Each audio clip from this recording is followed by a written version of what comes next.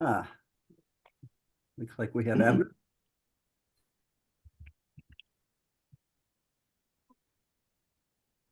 There he is. So, as I said, maybe we could meditate for a while we're waiting for people to join. Yes, why not? Yeah, okay. And, So shall we mute? okay. Who is going to lead? Is it You. Banked? You are the moderator today. So let's sit comfortably and let's close our eyes.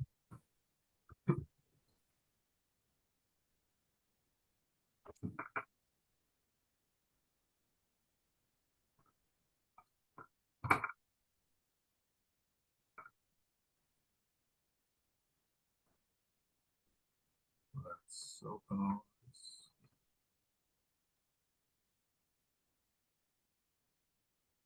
Let's close our eyes again.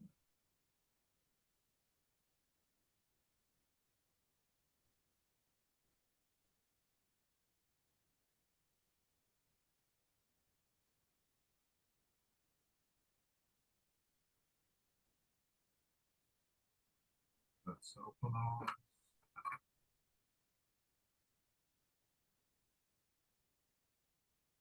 This time, when we close our eyes, after half a minute, we start the mantra. Let's meditate until I feel. So, close our eyes.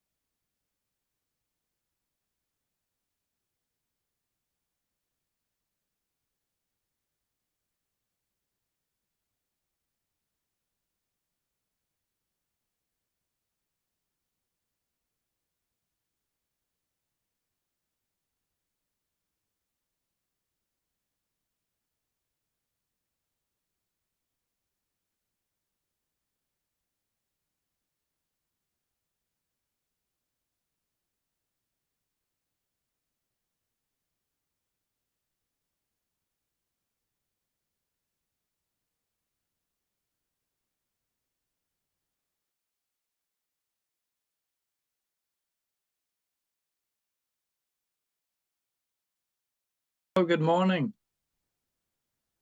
He is a deacon of the Liberal Catholic Church in Stockholm. Yes. Yeah. Good morning, Steve. Good morning. Hey, it's good to see you, my friend. Yes, yes, time. it's always good. Yeah. There's been some mix-up on timing. Some people are thinking the meeting's starting an hour later than we are. So I think we have a small attendance at this point, but expect more people to join as time goes on. There's an old saying, situation normal. Very true. Well, maybe I, as a mediator, should clarify some things. You know, I'm both a teacher of mathematics and physics. Thank you. Your voice is not very No, it's clear. not. Very low. Is it better now? Maybe. Can you turn the microphone up? Well, you hear me better now? Yes. No, okay.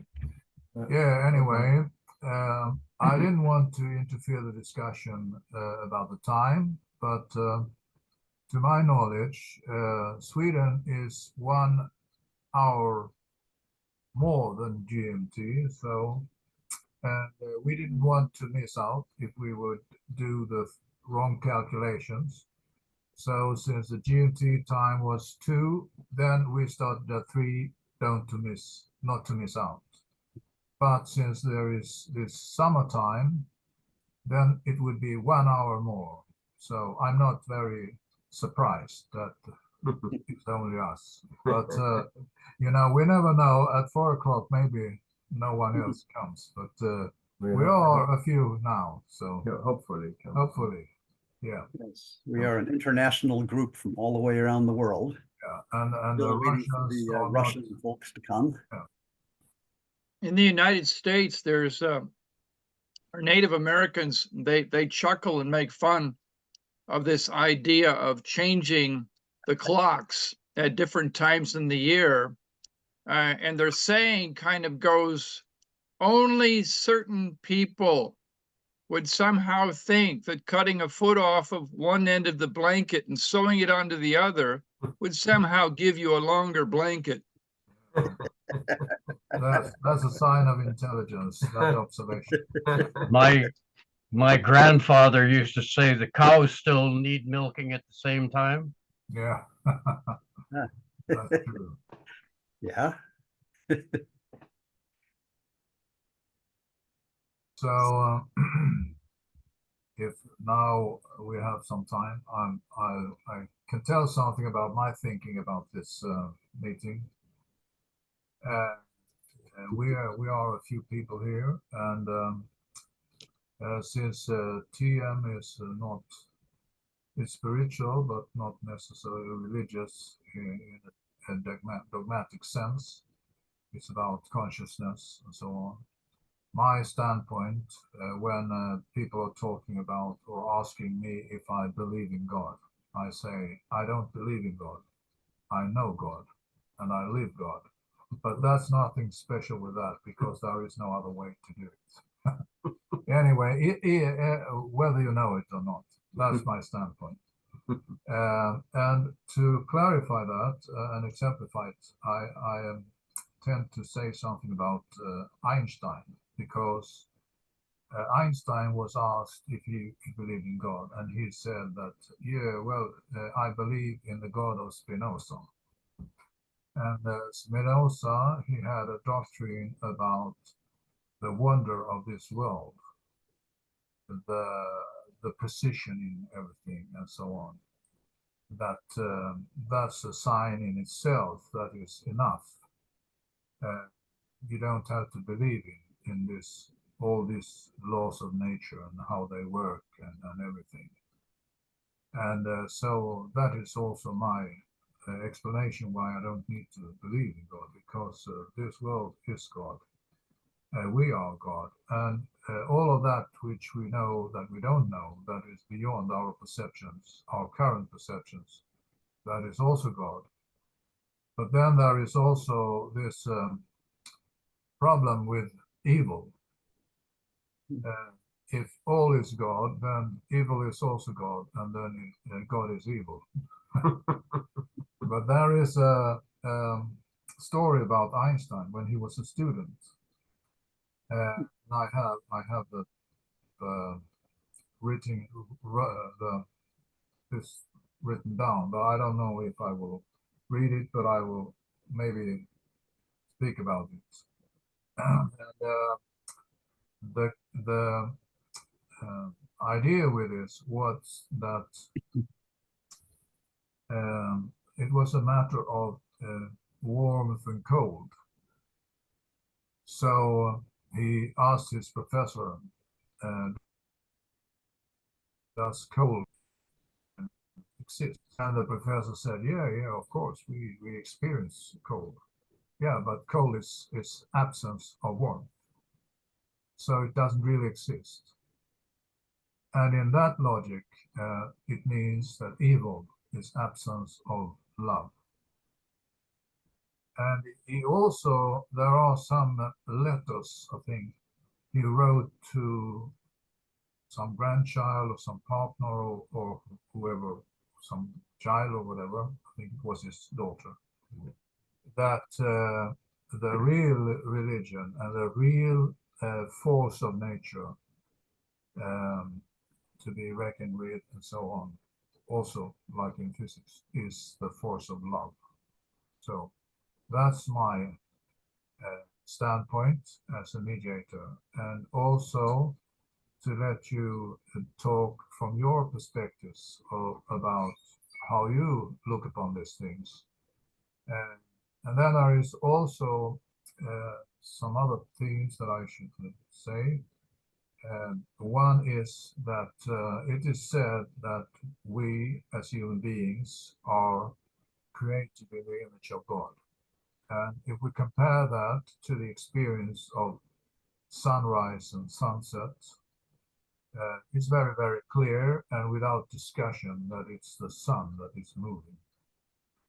But the knowledge behind it is that it is the earth that is spinning around its own axis. So, and my suspicion in this context, and also in the philosophy that I can say that I don't believe in God, I know God, and so on.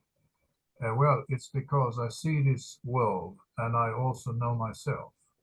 So very much points to that we as individuals, but even more as a collective, we are God. And maybe it's like this thing with religion and God is a human trait. Like I make a comparison with seagulls, the bird. The seagull has a red spot on its beak.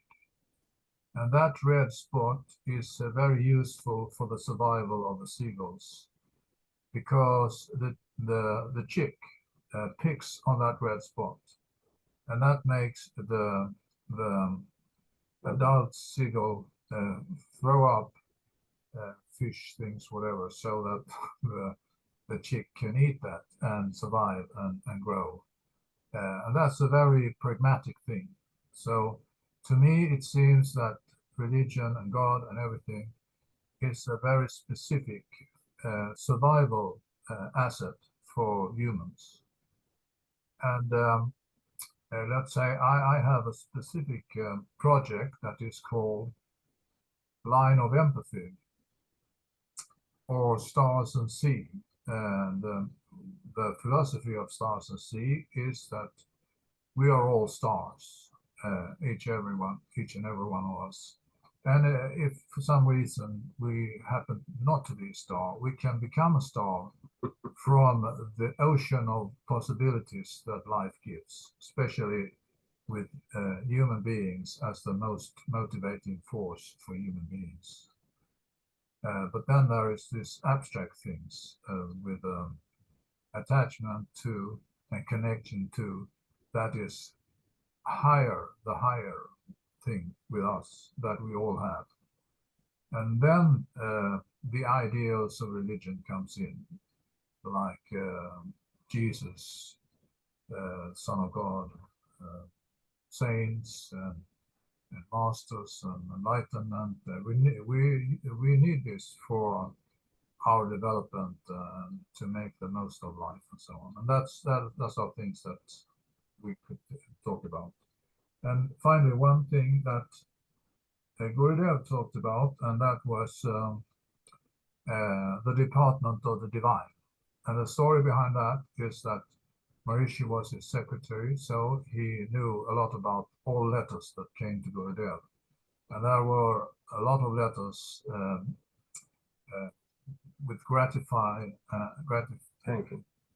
thanking and gratitude for all the magics and wonders and problem solvings that has been made, where Maharishi knew that Gurudev hadn't been active in any way in this, and even those people who wrote the letter had never met Gurudev. So Maharishi was puzzled how did this work, and Gurudev's answer to that was, "Oh, this is the department of the divine." And to me, if I say that I don't believe in God, I know God.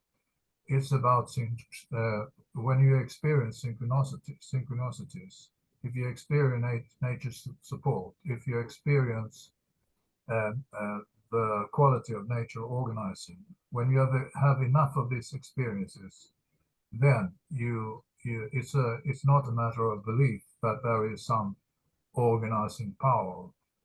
The question is more, where does this organizing power come from?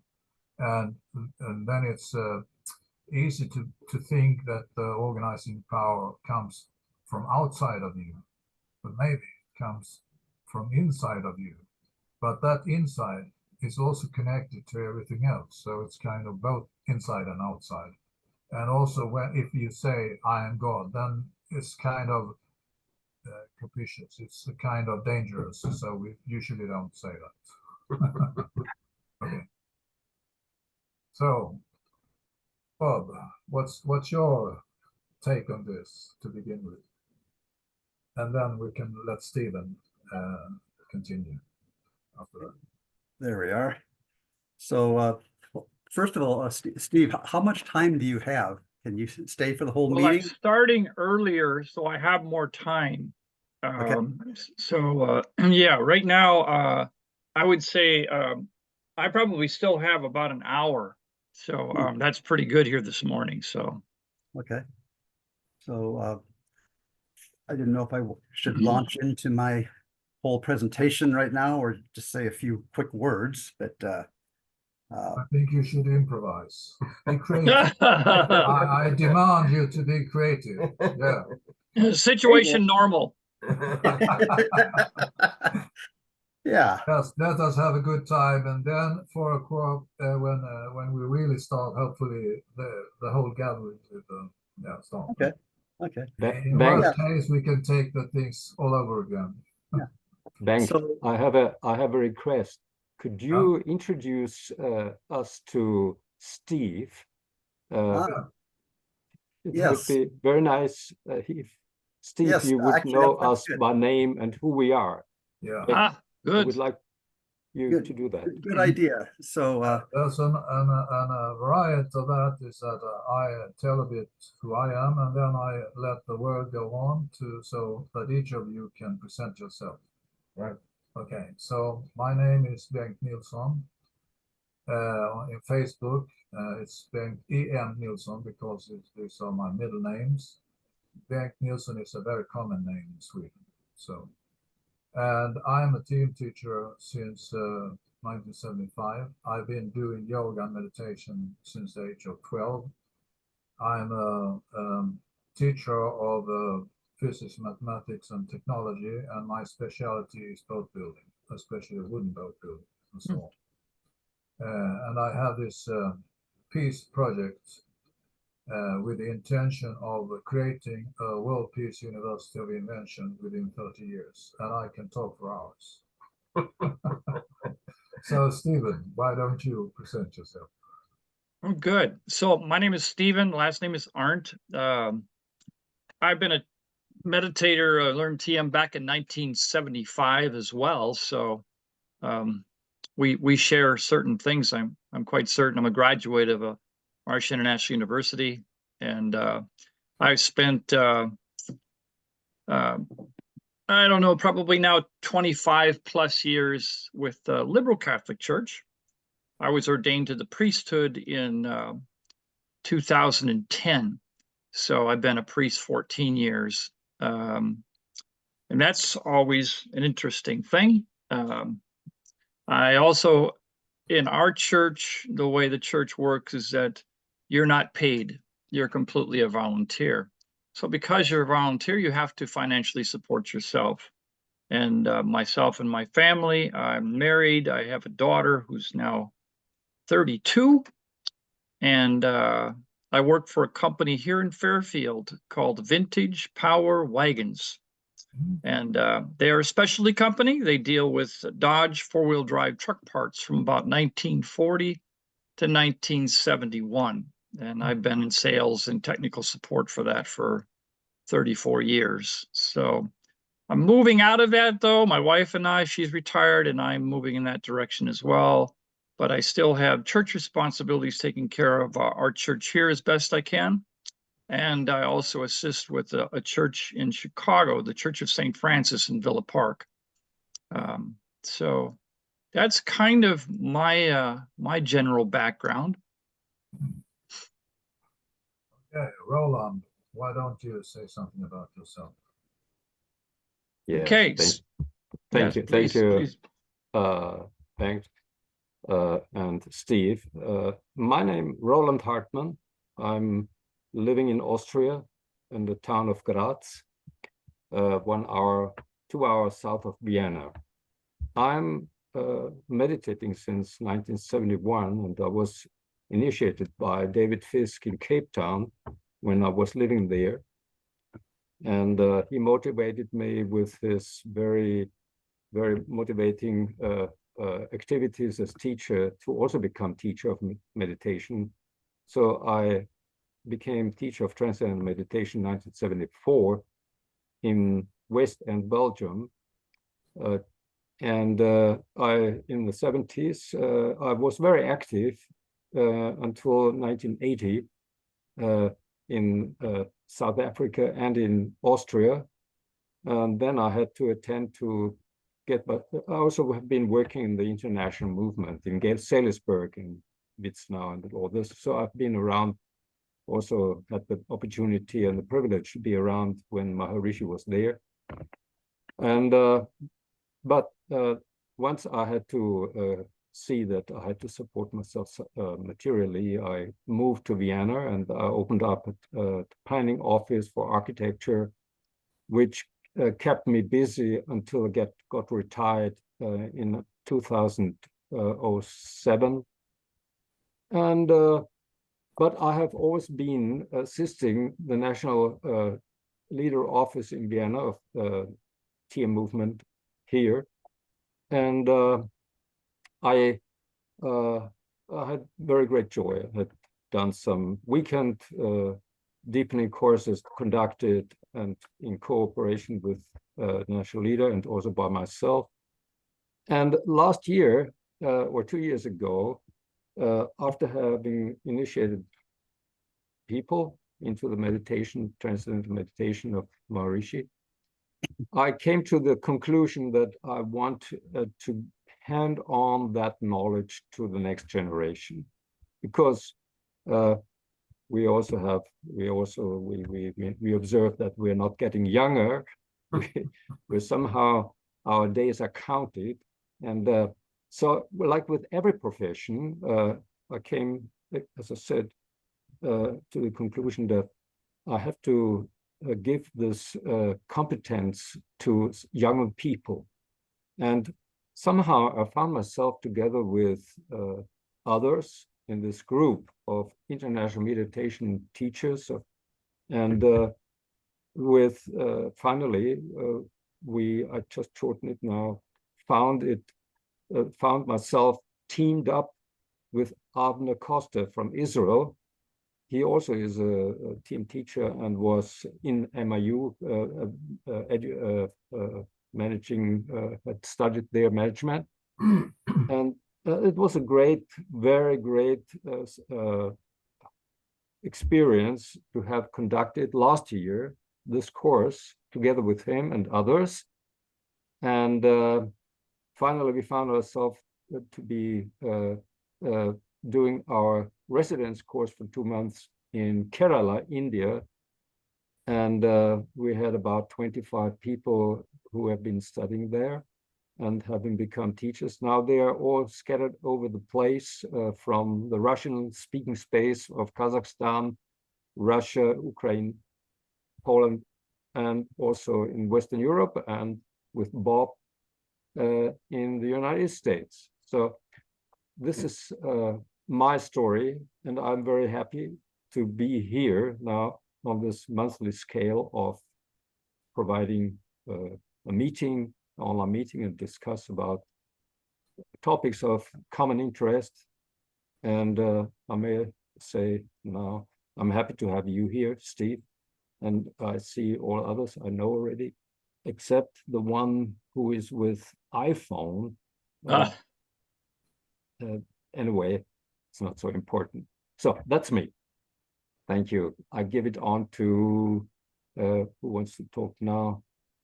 Philippe. Thank you, Roland. My name is Philippe Talek. I'm from France. I live close to Paris, actually. I'm meditating since 30 years, back to 30 years, so 35 years, actually. So I'm now retired, was previously engineer.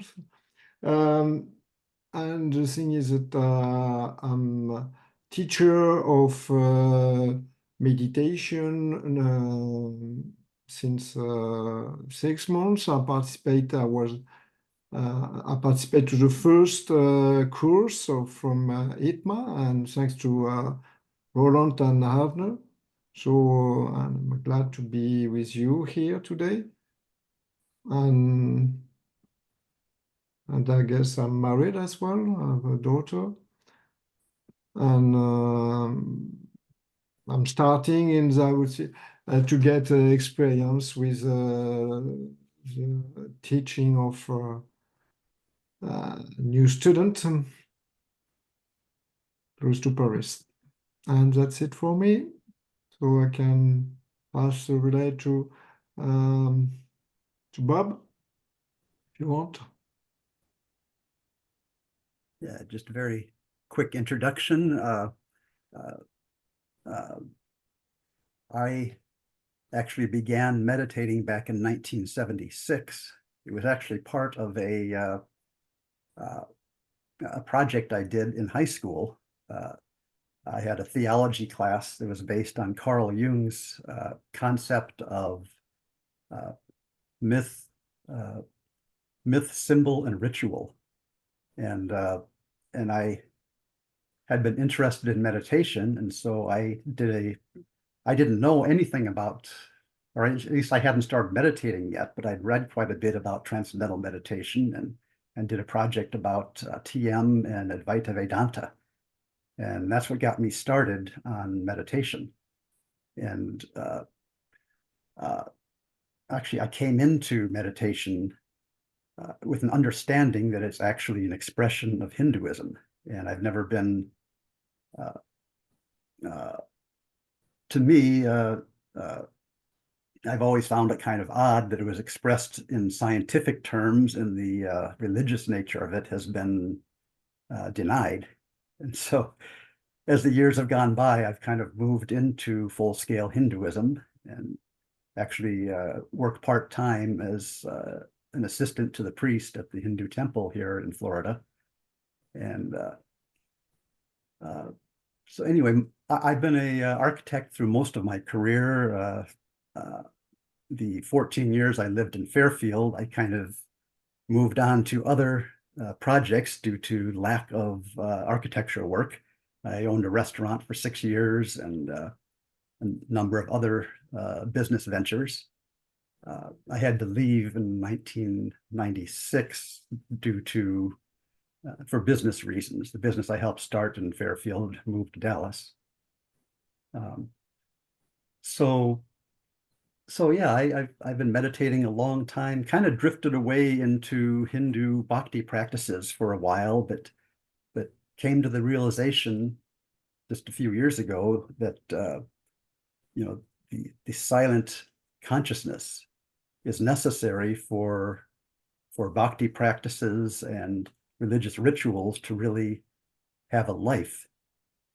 And so I returned to this practice of meditation in addition to my bhakti practices a few years ago, and really developed this desire to share this experience with people, which is why I decided last year that I had to become a teacher of meditation and join this teacher training class through ITGMA, which has been a very profound experience for me. So that's a little background on me. Ingemar, why don't you tell us a little about yourself?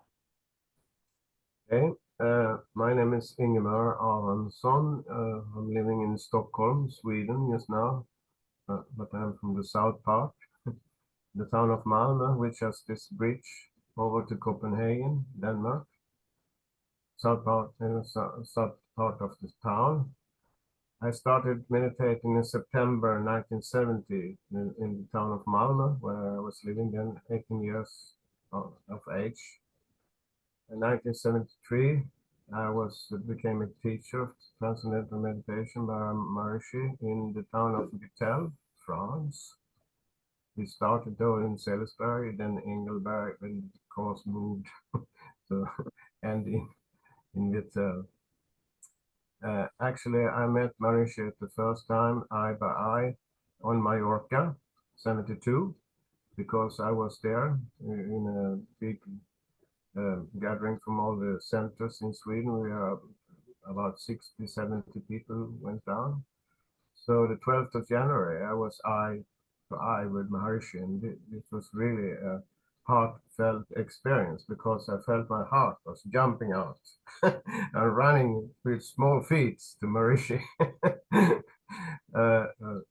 when I saw him in a distance. But then when he came close, I want to have my heart back. So I start fighting mentally with it.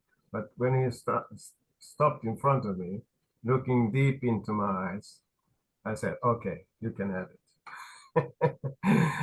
So then the other people were going home, but then I phoned home to my mother and said, I want to stay here. He has my heart. I must stay here. So I stayed there for 3 months and also went over to Italy, to Fonte. I was there when he started doing the SI tape. So in 72, I think it was, yeah. So, and then I did the SI course in Norway, in the town of Trondheim. And then I became teacher, 73. 75, I was in Ting in the French Alps and got the Age of Enlightenment program by Maharishi. He came flying down with a helicopter to the Gauls and also back. So I got this Age of Enlightenment program from him personally. And then 78, I think me and Roland were on the same course in Aachen, Germany, to get the TMCD program. We are actually bodies there. So Roland contacted me some years ago. Hey, we were on the same course. And I, oh, what? Yeah, I have some photos also. We're standing in a group photo next to each other. So I have initiated about 1,000 people here in Sweden, I think, and have a residence courses and so on. And also Bengt and me have been buddies since I met Bengt in January 74, the first time. So now it's actually 50 years, little more than 50 years we have been knowing each other. This was before he became a team teacher. He was a meditator. And then I can say I've been active in the Swedish team movement mostly back and forth. But then 87, I was invited to a wedding. I mean, baptism of a friend. He has to baptize his youngest son. Yeah, it was then in the Liberal Catholic Church here in Stockholm. And actually, when I just came in the church building, I really felt this was immense presence, you can say, really presence. I have been meditating like many years when I, but so I was a little bit sensitive to this presence. So when I had some child who was born 86 the year before, and then I had one son more born 89. But then 89, we decided to baptize both our sons in this church because we also give out an angel. And you can take an insurance. We'll discuss that with my then girlfriend, who was the Team Sida. We discussed that. Can we take an insurance? Yes, of course we can take an insurance, but then the actual fact that had already happened something dangerous. It's better to have a guarding angel, we thought. So we decided to baptize our children there so they can have this guardian angel as a protection. That's what we could give to our children. So we arranged baptism there. It was about 60 people coming there, but the church just take 40. So some people couldn't be inside the church, so we rented a facility just next to the church. So we have a coffee and cake and things like that. So some people just came for the coffee and cake, but this was almost the biggest event the church ever have had. And then I've been to India. Sometimes 77, I was in Mahakumbh Mela in India. Together there was 12,800,000 people, and I met Swami Shantananda there. And I actually went to his ashram also, the successor of Gurudev. And actually I also get initiated by him, got the mantra Diksha. I was bold enough to ask. So I meditated on that mantra for about 1 year and 3 months. But then I went to Bremen Brubenthal to get an advanced technique from Eickhoff, the German fertilizer, a woman who gave out the fertilizer. So I didn't dare tell that I was initiated by Shankaracharya. So I told my old team mantra. So I got the fertilizer or advanced technique and that. And then I changed back to my team mantra. And then 793, I met Amritanandamayi, Indian saint, who has an ashram down in Kerala. She was here in Stockholm. They asked her to marry me and my wife. So we actually married by her, a Hindu wedding. 93, my own this ring is from that.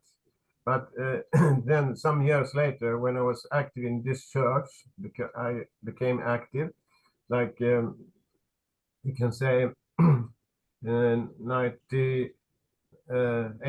90, about 90, I started to be active in the Liberal Catholic Church.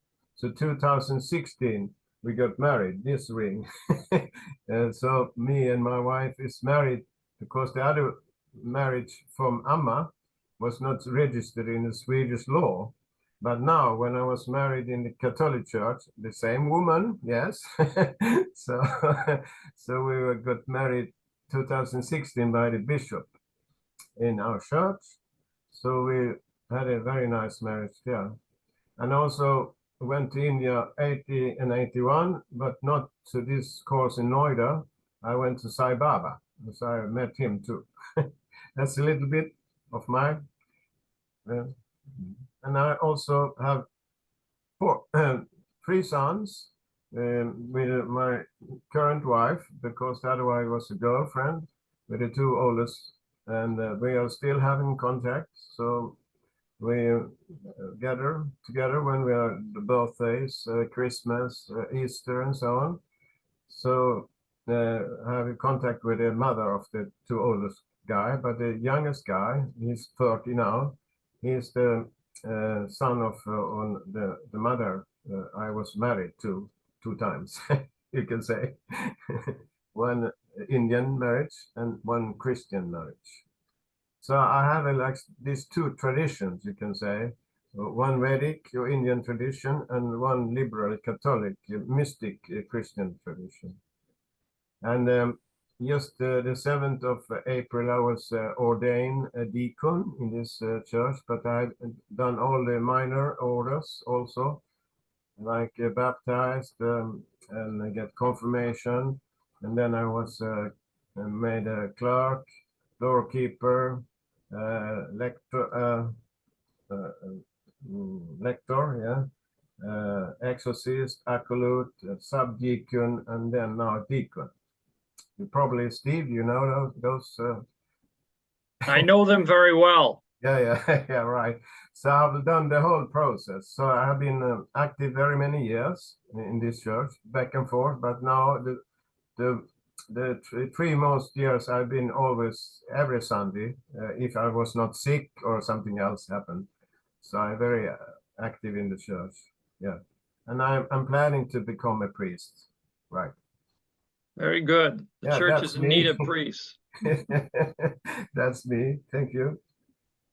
Yeah, Stephen, maybe you could continue, say something about the connection between religion and consciousness and your experiences.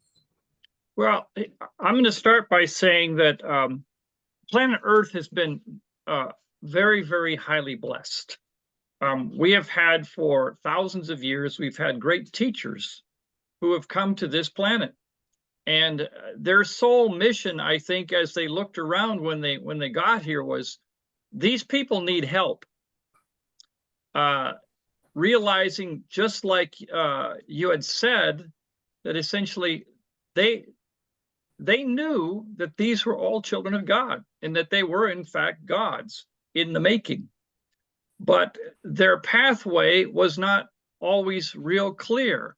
So the teachers came and they did what they could do to help create pathways for those to advance, to evolve to the level of which is their birthright. And so that's what all of, I think, the great teachers all did. And when, as far as the Christian tradition goes, our Lord Christ, in the fullness of Jesus, left when he left the sacraments. And the sacraments were, again, tools to help man and women essentially evolve. That's what they were for. The second bishop in the liberal Catholic Church is Bishop C.W. Leadbeater.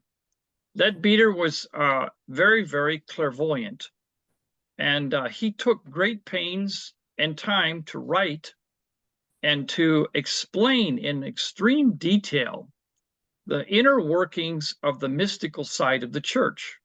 There's a book that he wrote, which is called The Science of the Sacraments, which Ingemar is probably aware of. And as I see the two of you looking face to face here. I said to him, the Science of Sacraments. I said yes. To him. So I know the red book. Yeah. It's it's extremely detailed. You're right. And yeah, I say it's a beautiful book in that it's a merger of the mystical and science. Right. And I think that all of the great scientists will also say that as they go deeper and deeper and deeper, they find that they're merging with this mystical side. I was struck by a video that's called The Power of 10. I don't know if you've seen it or not, but if you haven't, it's on YouTube. And I suggest you look at it because it takes a woman laying on the ground and it starts backing away in the powers of 10 away from her. And as it goes farther and farther away, the planet disappears into the stars. and then it's in a cluster, a huge, huge cluster of stars. And then they reverse the process where they're coming back towards her, and they focus as they're getting closer on the retina of her eye. And as they go further and further into that particular image, it does the same thing. We find the infinity existing in the human, external and internal, which is what you alluded to earlier, essentially being the cosmos. The church basically, as I think of churches in general, and there are many of them, today a shocking figure is there are over 40,000 Christian denominations. That has spiked since just 200 years ago, when there were roughly about 200 of them.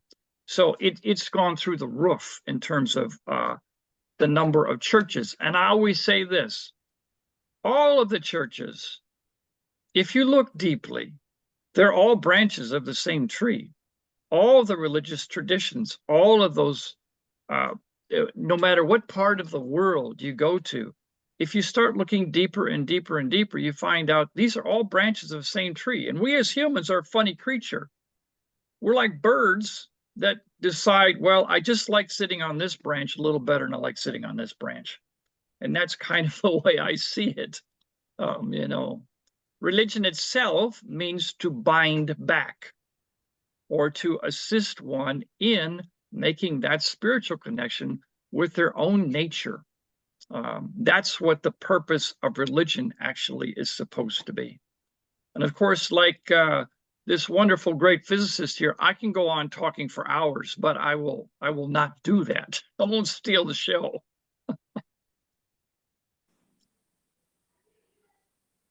Well, I think that's great. And also, I would like to say,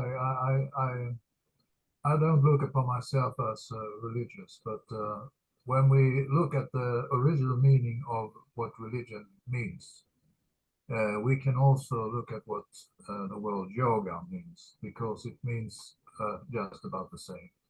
Yes. What is it we are connecting to? We are connecting to our true nature. Yes. That's the thing. And the true nature, you find it everywhere, but if you should start, maybe you should look inwards to begin with. Yeah. Okay, Bob, tell us some wise things. Yes. We demand wise things from you now. Well, unlike Bengt, I see myself more as a theist. Believe in God having both a formless existence, which is the self of the universe, which is us, but also has his own form and personality. Am I able to share my oh, I am. Okay. I put together a little little presentation here that open this. If I go on too long, please let me know, and I will kind of I will tell you. back off. But Yes. as long as I don't say anything, it's okay. So this is all from my perspective. Which we're talking about is Sanatana Dharma is a term that means the eternal path, you might say, the eternal path towards enlightenment. And in the Hindu view, this has been around for eternity. This is not something that was created at one point. It existed when our present creation came into being, and it existed in previous creations as well. And so Sanatana Dharma, we consider the eternal home of the Vedas.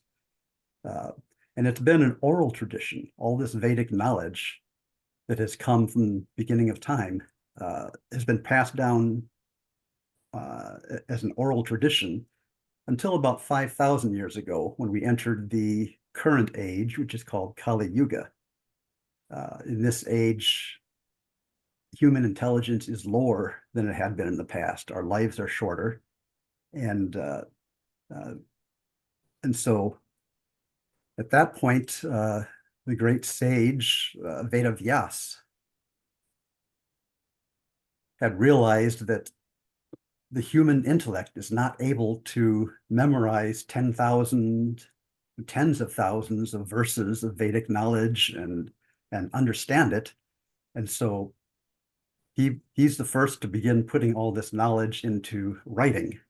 And so he is credited with dividing the Veda into the 4 Vedas that we have now. The Rig Veda, Sama Veda, Atharva Veda, and Yajur Veda.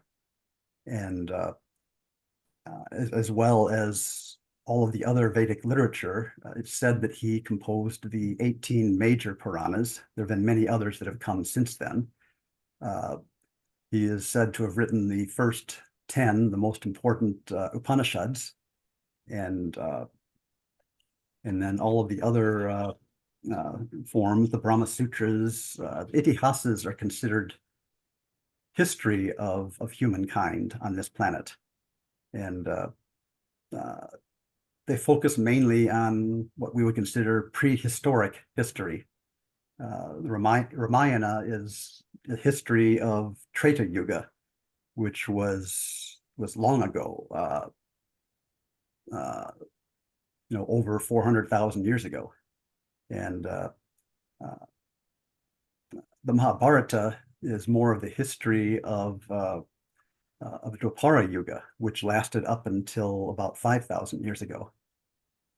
And so this is some of what Vedavyas had put together in all these different Vedic literatures that we have today, and all the different branches of Vedic literature. I'm going to touch on a lot of different topics here, but this knowledge has always been called Sanatana Dharma. The term Hindu in Hinduism is actually a fairly recent phenomenon. The term was first used back in the 6th century before Christ by the Persians, who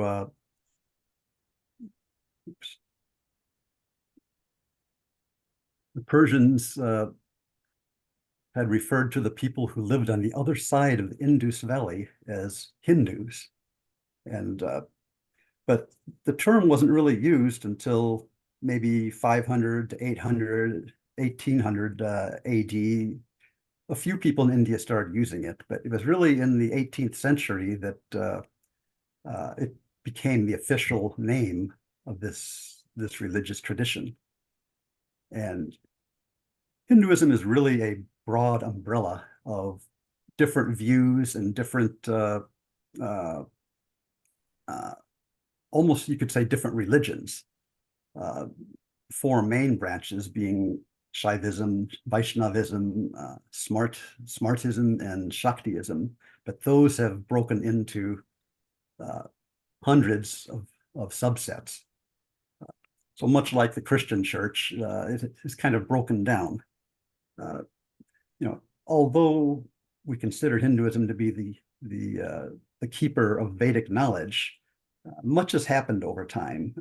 A lot has been lost. The understanding of consciousness as the foundation of creation is lost in most of Hinduism. And understanding of the path of meditation and enlightenment is misunderstood. For the most part, it's considered something only for yogis and recluses, something too difficult for the common man to do. You'll even find priests in Hindu temples who will basically say that it's just too difficult. It's something for a future lifetime. And so the focus has become more ritual and prayer to improve our life in this time, so that in a future life, we can begin the path to enlightenment. And that's an unfortunate development in the Hindu religion. That's a misunderstanding of the path. Yes, it is. And you know, the eightfold path of yoga that Patanjali laid down for us, many have come to consider it sequential steps of towards enlightenment, as opposed to different branches that all grow at the same time. I mean, I like to think of it as different limbs of the body. You know, the yamas and niyamas, which are, you know, the moral disciplines and the observances, may be one leg. Asanas and pranayama could be another leg. Pratyahara, dharana, which is turning away from the world and focusing inward, could be another arm, let's say. But Actually, samadhi would be considered the head. There is a lecture about Maharishi saying, just as you say, it's not eightfold part, it's 8 limbs, he says. Exactly. And the limbs all grow at the same time, just like the human body. Yeah, You know, right. one leg doesn't fully develop, and then the next leg develop, and all of that. It all grows at once. But if you consider the head to be the experience of samadhi, I mean, you can lose one of the other limbs, but if you lose the head, the life is gone. And the path to God realization needs a foundation in samadhi.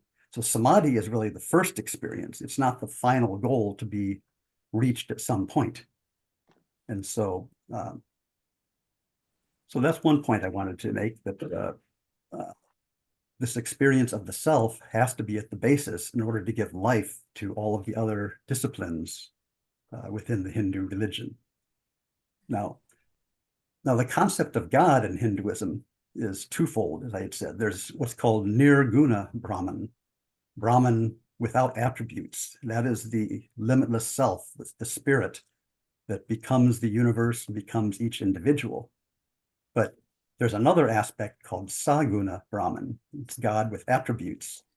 And the idea is that these two coexist in harmony.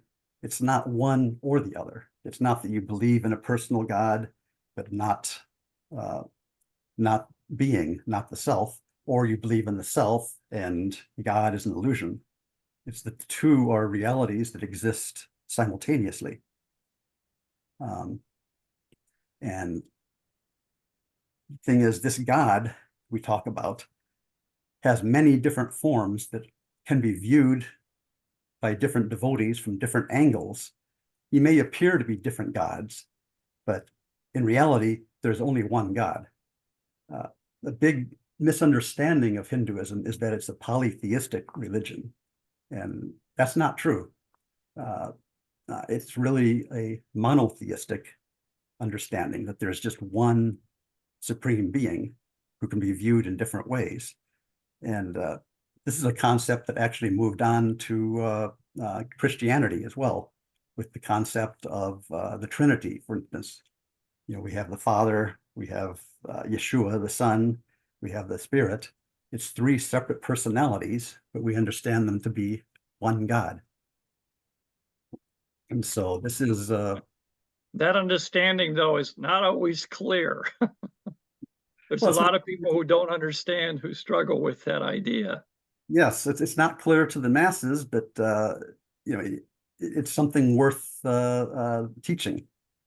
As I was telling someone the other day, I said, if you've ever had the experience of the first time you experience going into a roundabout, when you enter a roundabout, essentially you have a circle overlaid with intersecting streets or roads or whatever.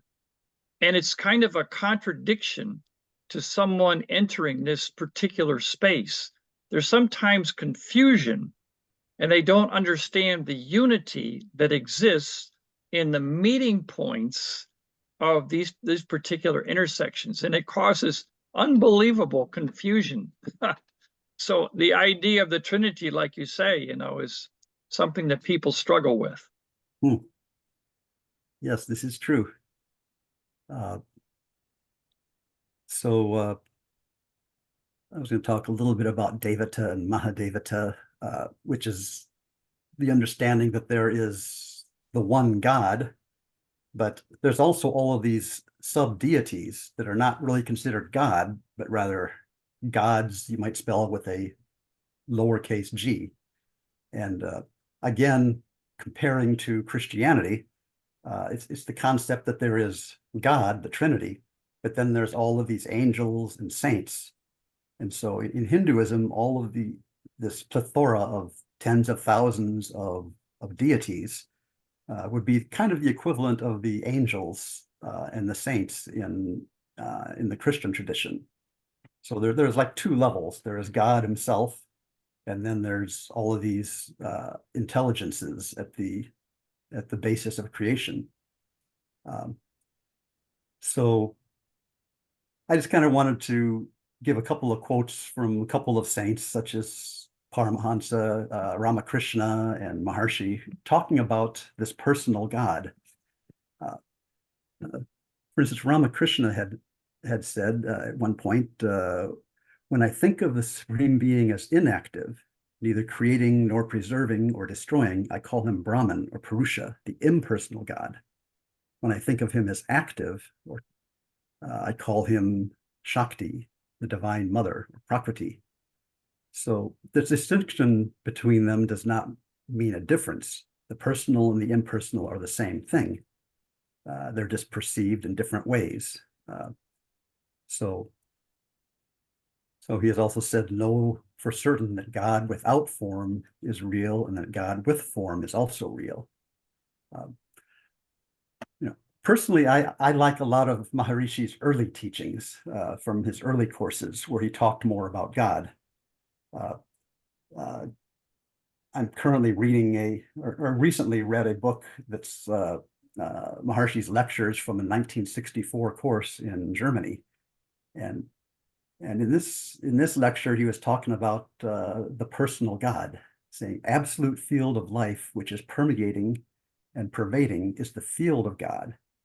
He says, God, we find someone, not something, but someone who presides over the absolute and the relative at the same time.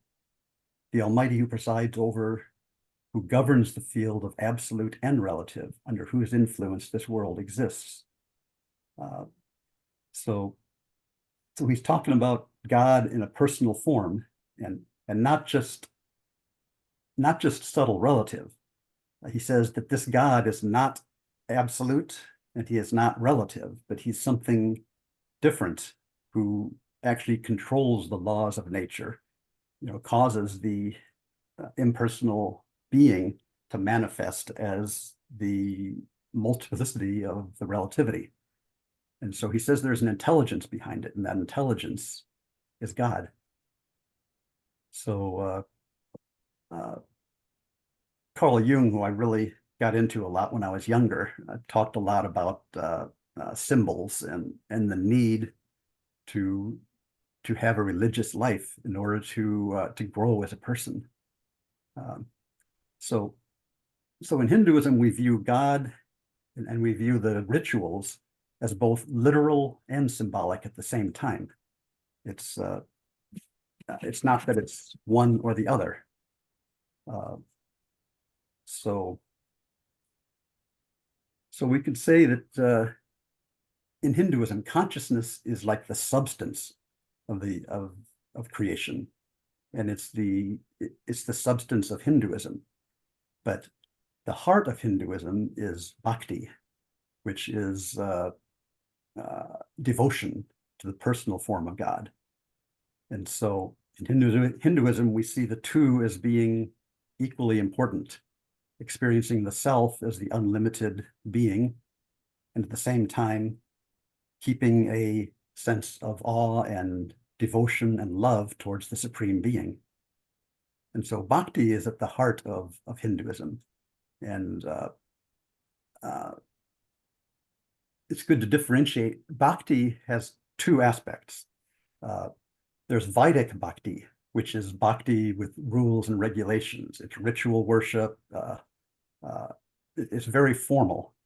And this comes from all the different rituals in the Vedic literature. But then there's also Raganuga Bhakti, which is spontaneous bhakti that grows from within. It's the state Maharshi talks about a lot of how from cosmic consciousness we develop love of God and an overwhelming need to experience this personal God, which pulls us into God consciousness. And so two forms of bhakti. If I have time, I want to talk a little bit about Hindu temples and Hindu rituals. Do I have more time here? Am I doing okay on time, Mike? Please go on. Okay, okay. So Hinduism is full of many different rituals. You know, in the Hindu temple, the temple itself has different functions. The main function in a temple is simply to have the darshan of the deity. Darshan simply means sight. And Roland and I did a little traveling after our course in Kerala last year and visited quite a few different temples. And I almost found it humorous how long queues of people, thousands of people, were pushed through the temple very quickly. You would only get a few seconds to actually have the darshan of the deity once you finally got into the inner sanctum. But it's considered darshan is very important. The deity itself contains the energy of the personal God. And as you view the murti or the statue, God is also viewing you and you're receiving his blessings. So darshan is the first thing. And then there's all the rituals that are performed in the temple, which I'll talk about in a little bit. But also outside of India, we found that temples have also become kind of a social gathering place for people of Indian origin. So more than anything, they've kind of turned into a place for Indians to meet other Indians, for social gatherings, connection with your roots and identity with your roots. And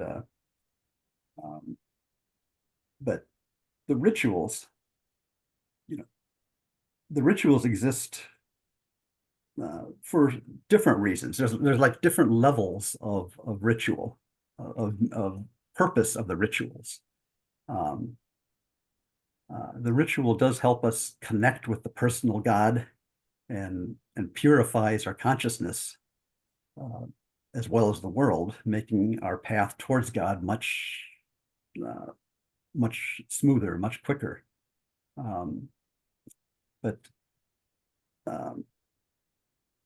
So at a more gross level, I guess you would say, rituals are performed for personal gain. People will go to the temple to have a puja performed in order to find a good wife or husband, or they even go to the temple to have their new car blessed, or to gain wealth.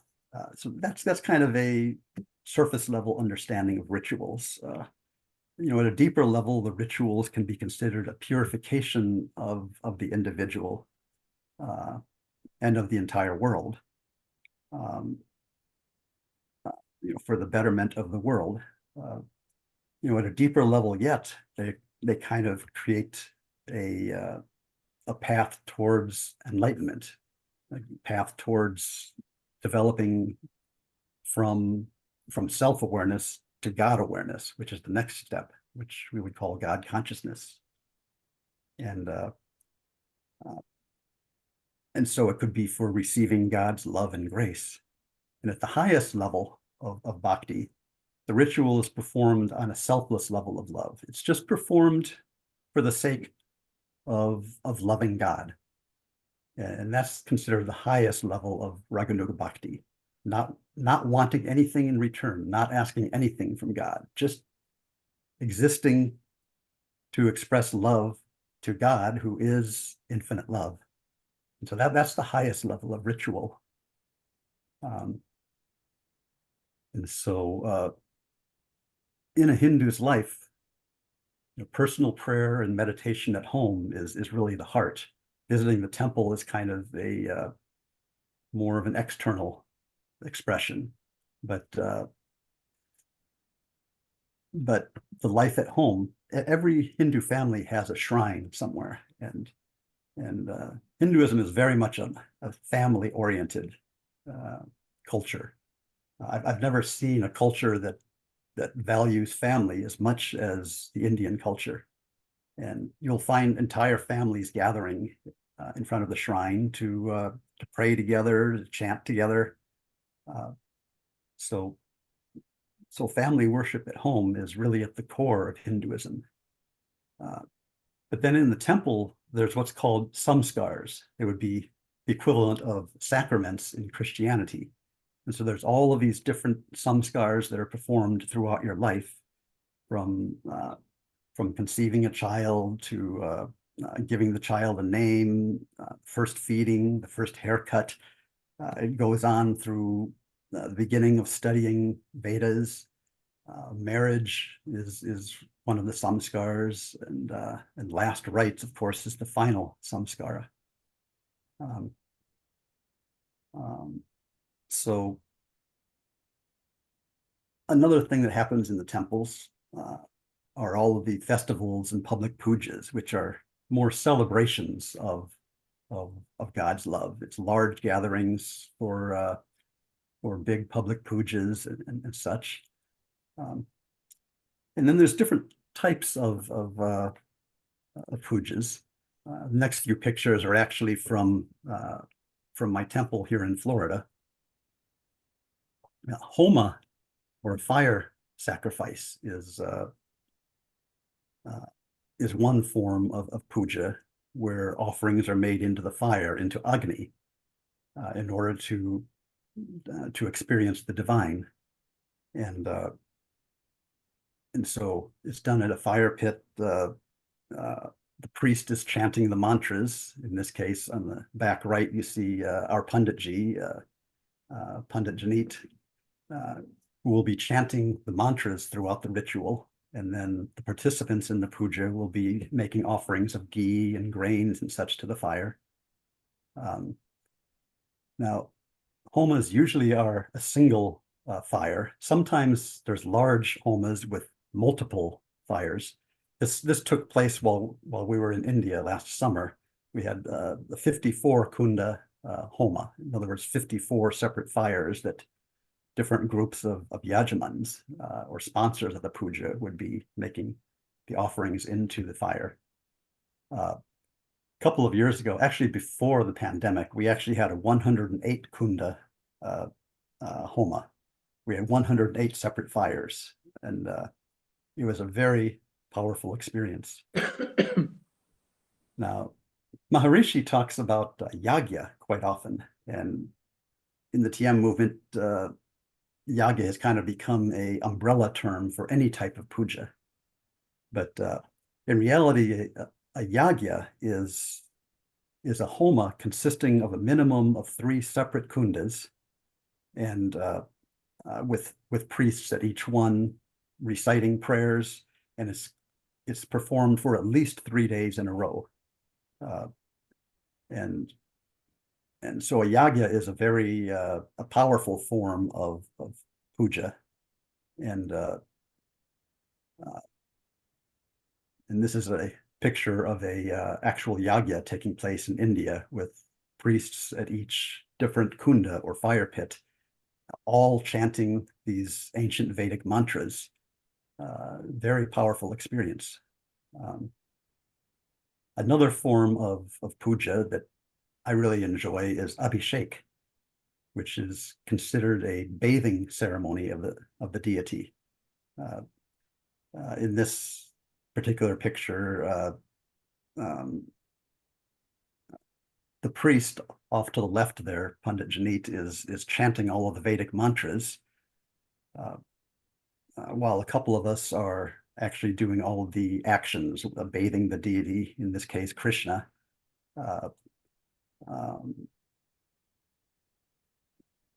And sometimes it's done for Shiva. We do a Shiva Abhishek every Monday. Every Ekadashi, which comes twice a month, we do a Krishna Abhishek. And every Saturday, we do Abhishek for Navagraha, or the 9 planets in the Vedic astrology system. So this this Abhishek puja, it has steps in the actual puja, beginning with the purification. A lot of this we're familiar with our TM puja. You know, you begin with the purification of the priest and of the items for the puja and the surroundings and all of the participants, and then sankalpa, the stated purpose of the puja, followed by avahanam, which is singing songs of praise to God. Ultimately, the deity is invited to come sit on the asana, or the seat. And once he has come, you know, we wash his feet, his hands, as an offering, as someone, as a traveler coming in from a long trip on the road. In Indian custom, you know, you'll offer him a seat. You'll wash his feet, which are dusty from the long trip. You might give him a little food and water. So next we offer some water to the deity. And then we perform a ritual bathing, beginning with Panch Amrit. Pancha means 5, and Amrit means nectars. And it consists of milk, honey, ghee, sugar, and yogurt. And the 5 nectars, milk represents the purity of the heart. The honey signifies sweetness of speech. The yogurt stands for strength. The ghee provides energy and prosperity, and the sugar signifies happiness and joy. And so this concoction is offered to the deity, followed by bathing him in milk and water. After that, the deity is dried off, and then vastram, offering new clothes to the deity and ornaments, necklaces and such, decorating the deity with powders, chandan, or sandalwood powder, kumkum, bhasma, sacred ash, and flowers. Usually in Abhishek, it's just the priests and the priest assistants who are doing the bathing. But sometimes at these larger festivals, all of the participants are allowed to come up and bathe the deity. So actually, after all of this, a quick arati is performed, and then what's called pushpanjalim, which, while the priest is reciting more Vedic verses, quite often Sahasranam, 108 names of the deity. And then the assistants will be offering flowers to the deity. Pushpa means flower. So Pushpanjalim is offering flower petals while all the mantras are being chanted. And then finally, at the end of the puja is arati. Again, we're familiar with this in our TM puja, offering the fire to God. And so arati, offering the flame to the deity. And then afterwards, people can come up and wave their hands over the flame to take God's blessings. And so then the puja will end with final prayers, and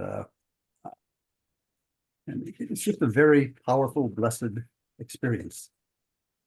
And this Shodashopachara, or 16 offerings, is always built into the puja. All these different items are offered to the deity.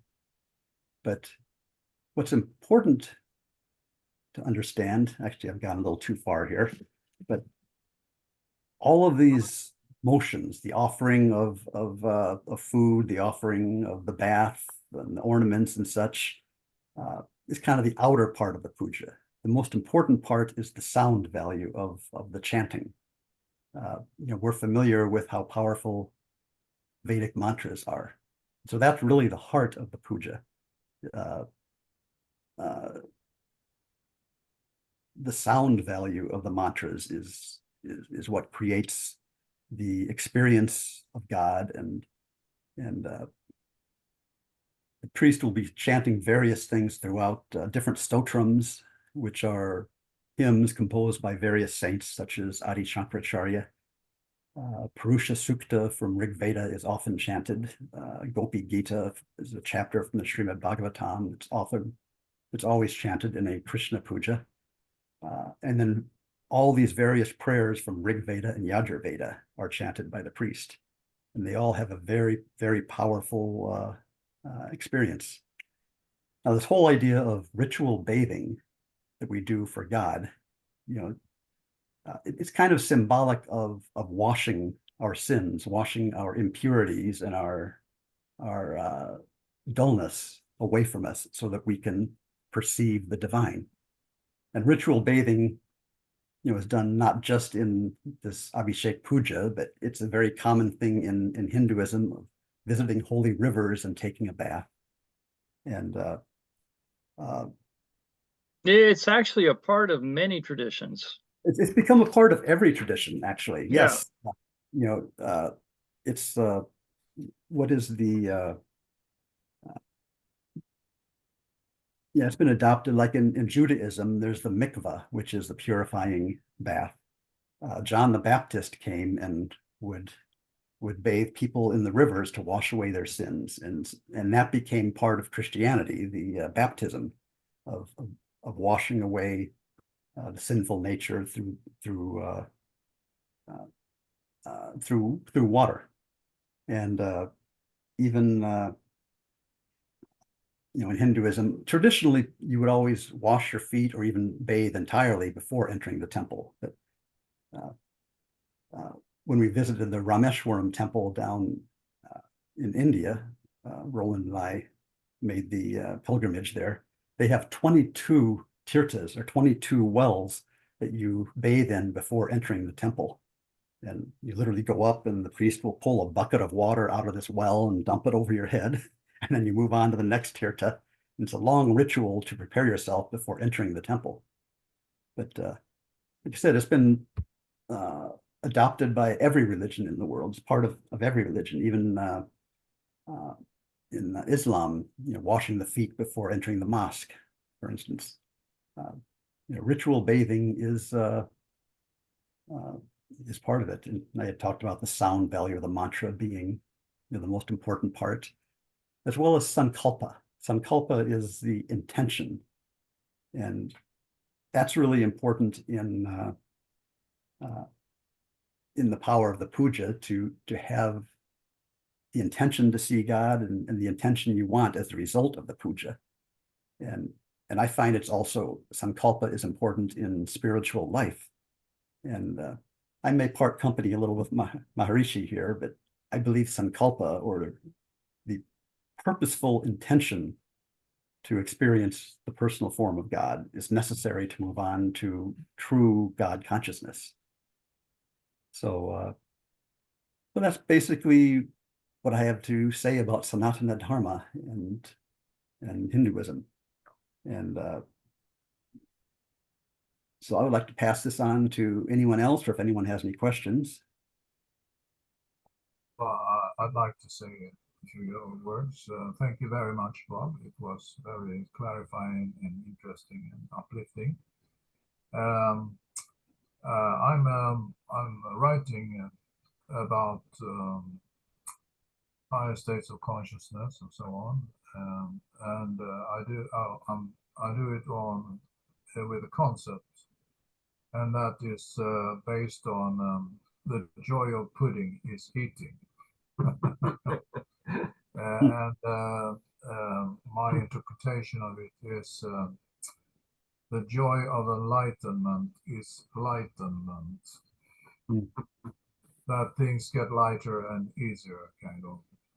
Yes. And there has been a debate that Marishi said that people will get enlightened within 5, 7, 8 years or so. And then there's Yes. a debate that, well, it didn't happen. Well, maybe it did happen. But it turned out in a way that we have had a hard time to recognize. So what I've seen is that it's quite common when people start to transcend and meditate and so on, that within months or years, there will come this knowingness, inside knowingness, that if there is a God, it must be the same for everyone. And then also there comes this realization that the basis of all of this is empathy, so, and love and kindness, and everything that goes beyond this empathy, love, and kindness is not, maybe not so totally right, kind of. So please, anyone who wants to ask some question, or because we did presentations of several of us, but not everyone. So if someone else wants to present themselves or ask a question or say something, and then I also include all of these major speakers like Stephen and Bob and Ingmar.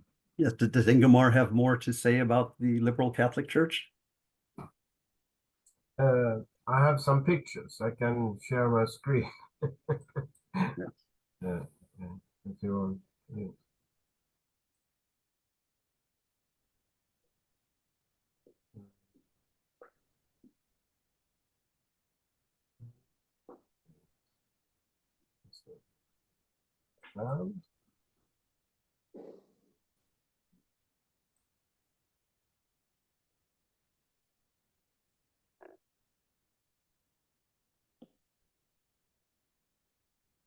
Can everybody see this?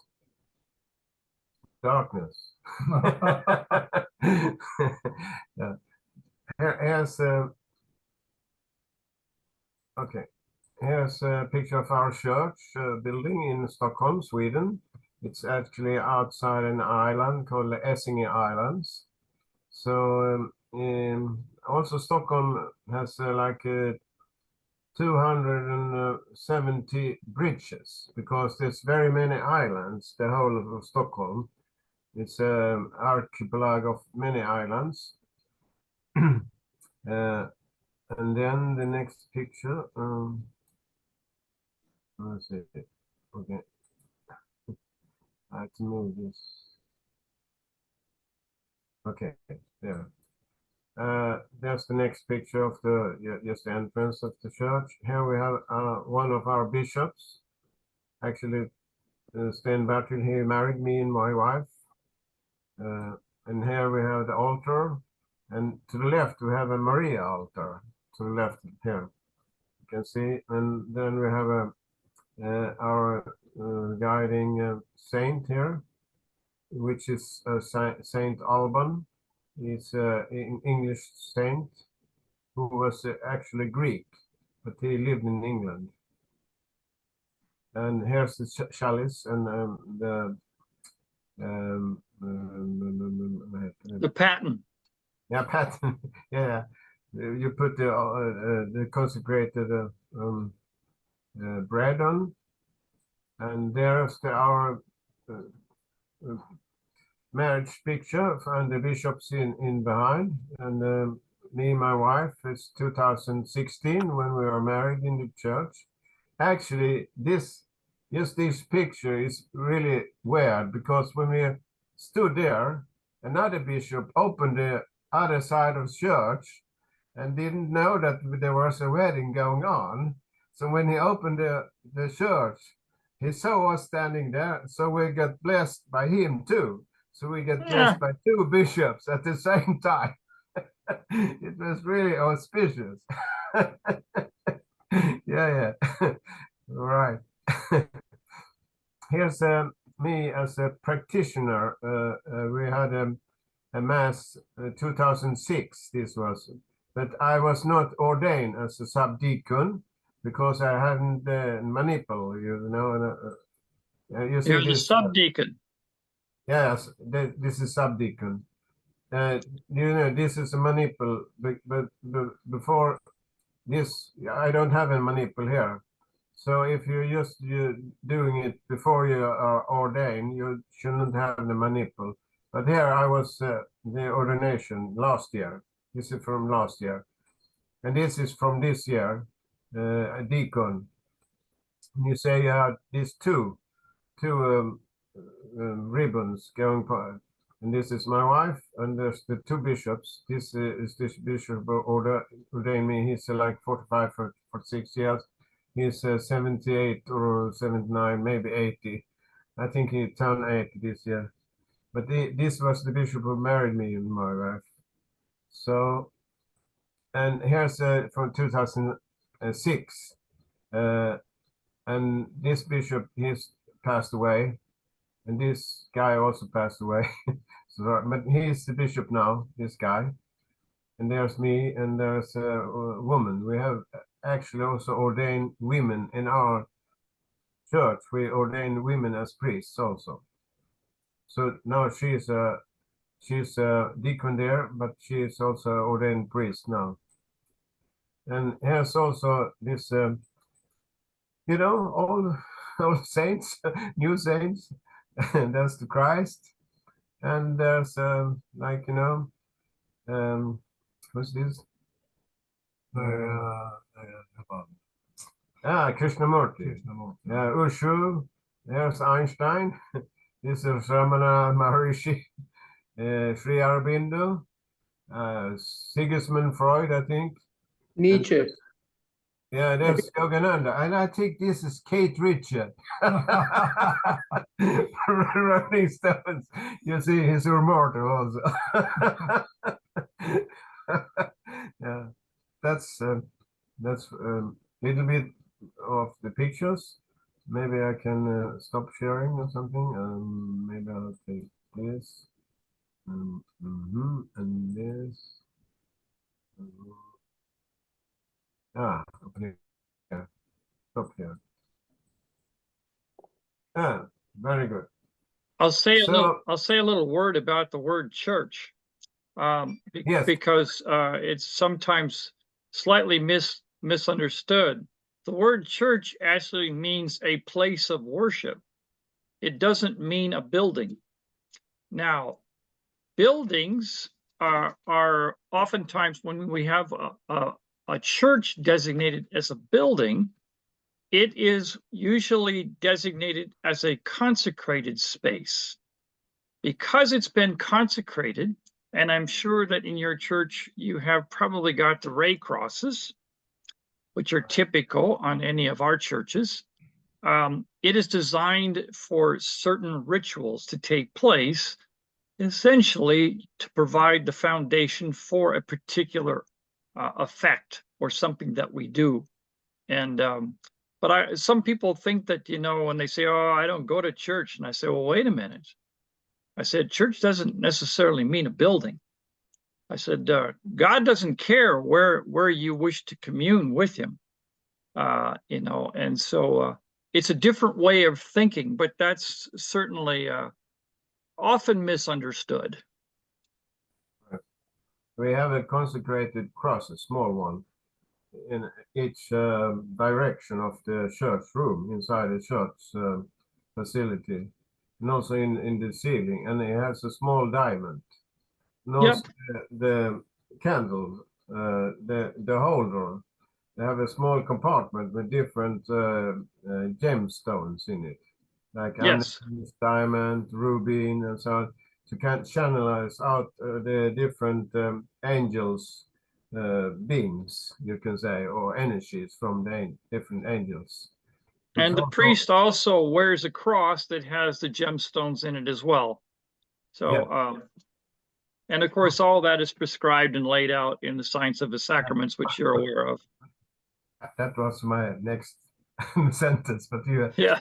beat me to it.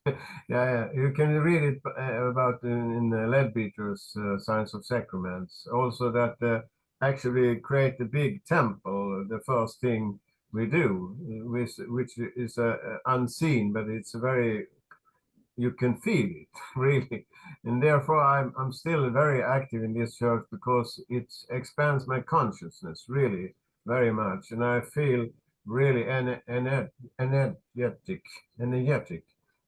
after or during the mass, but after mass also I feel really elevated. You know, that's my main point.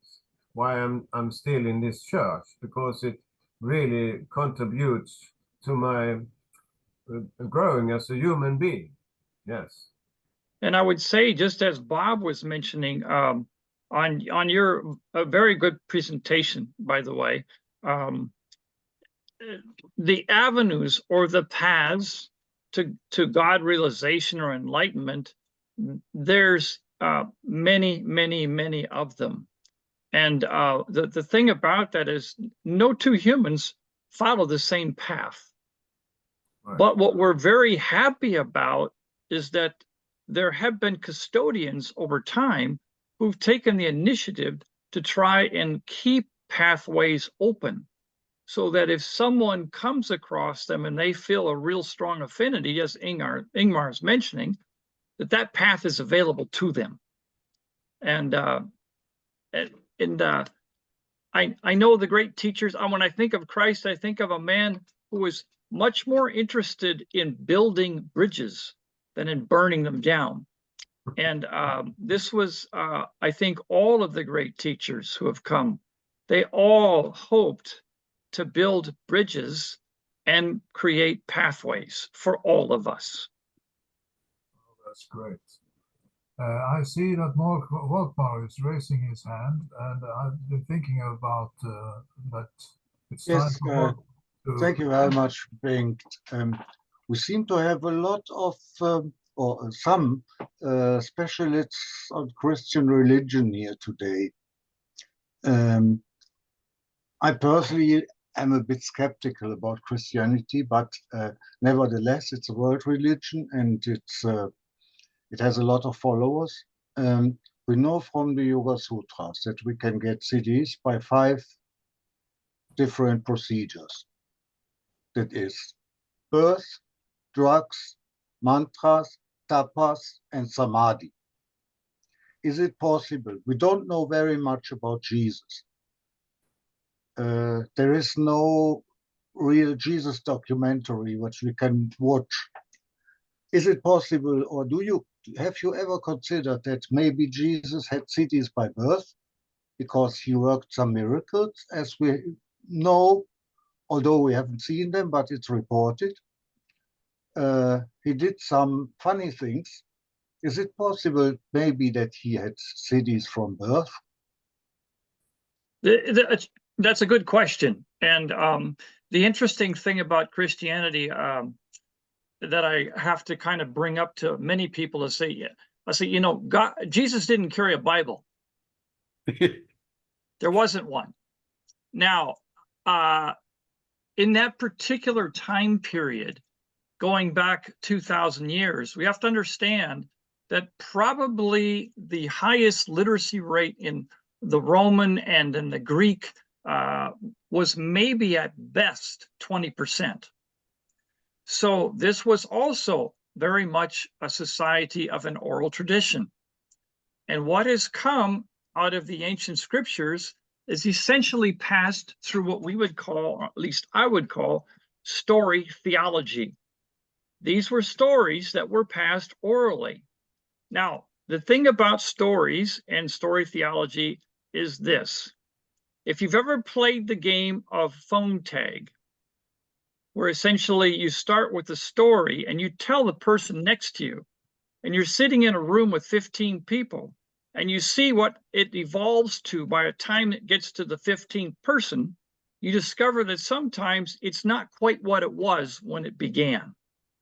So we have to understand that.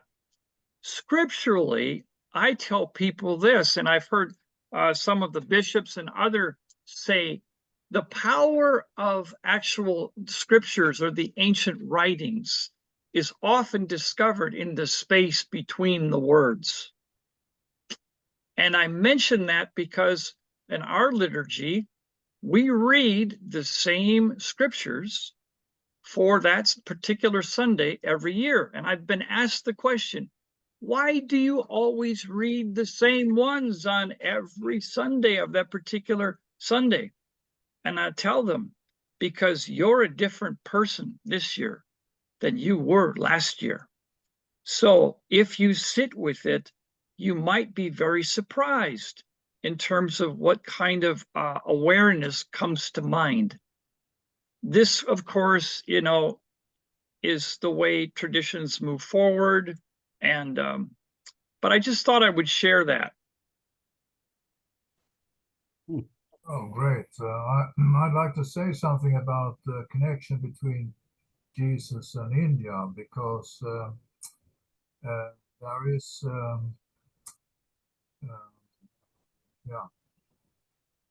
clues and stories and so on about the time period between 12 and 30, something like that.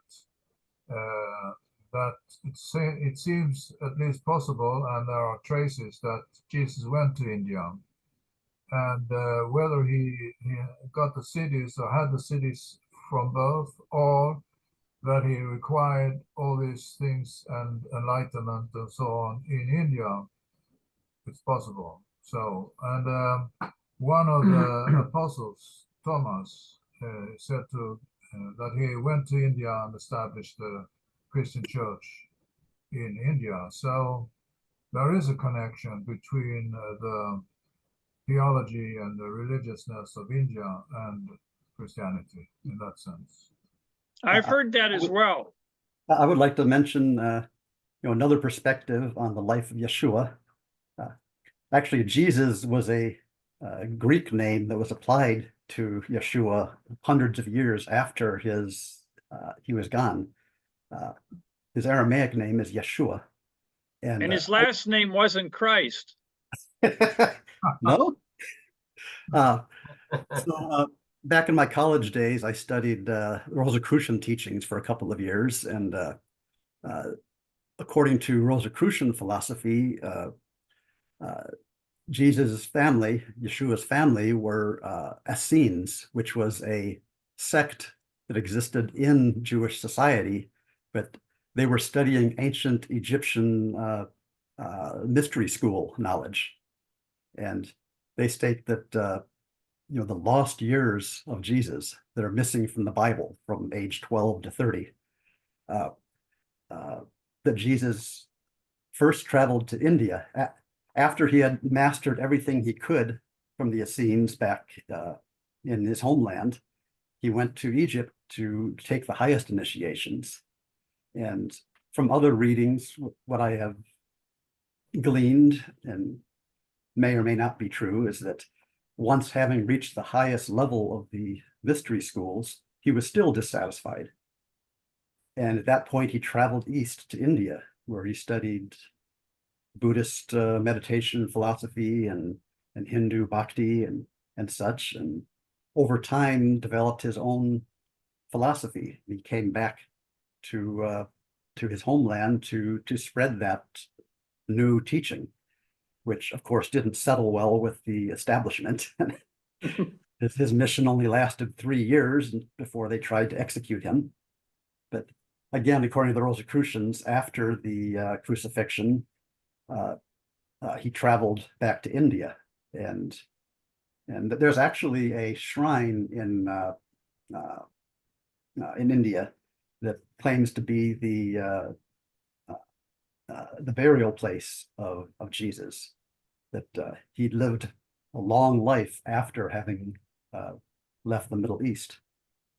So that's another perspective, and what we know of as Christianity today was really formulated 300 years after after the time of Jesus in Rome. And, you know, his original spiritual teachings, some remain, many were lost. So it's hard to know exactly what he taught.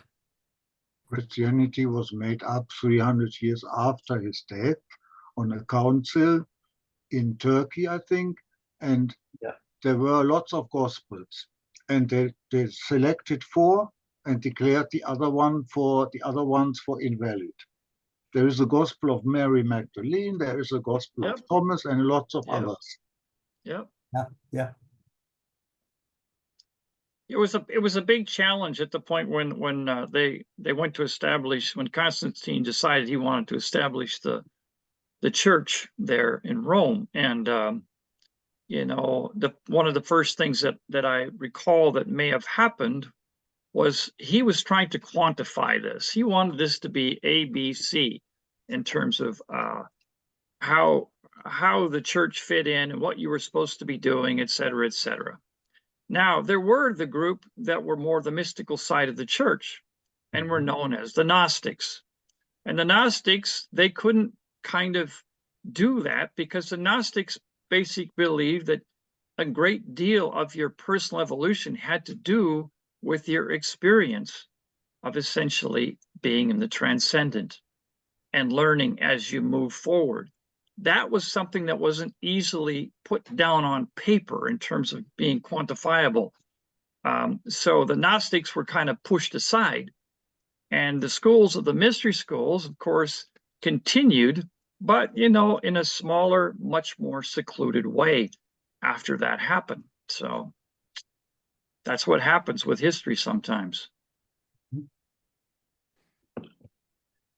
May I Welcome. yes, may I put another consideration on more from the point of view where we actually on the issue of the common feature which we find to be the consciousness connecting all the differences, at least in its pure quality. Now, but coming back to the historic events, we often consider the worlds in these ancient times prior to Christ or Jesus to be separated. But in fact, we all know Alexander the Great, at least, was the one person integrating the different worlds of that age.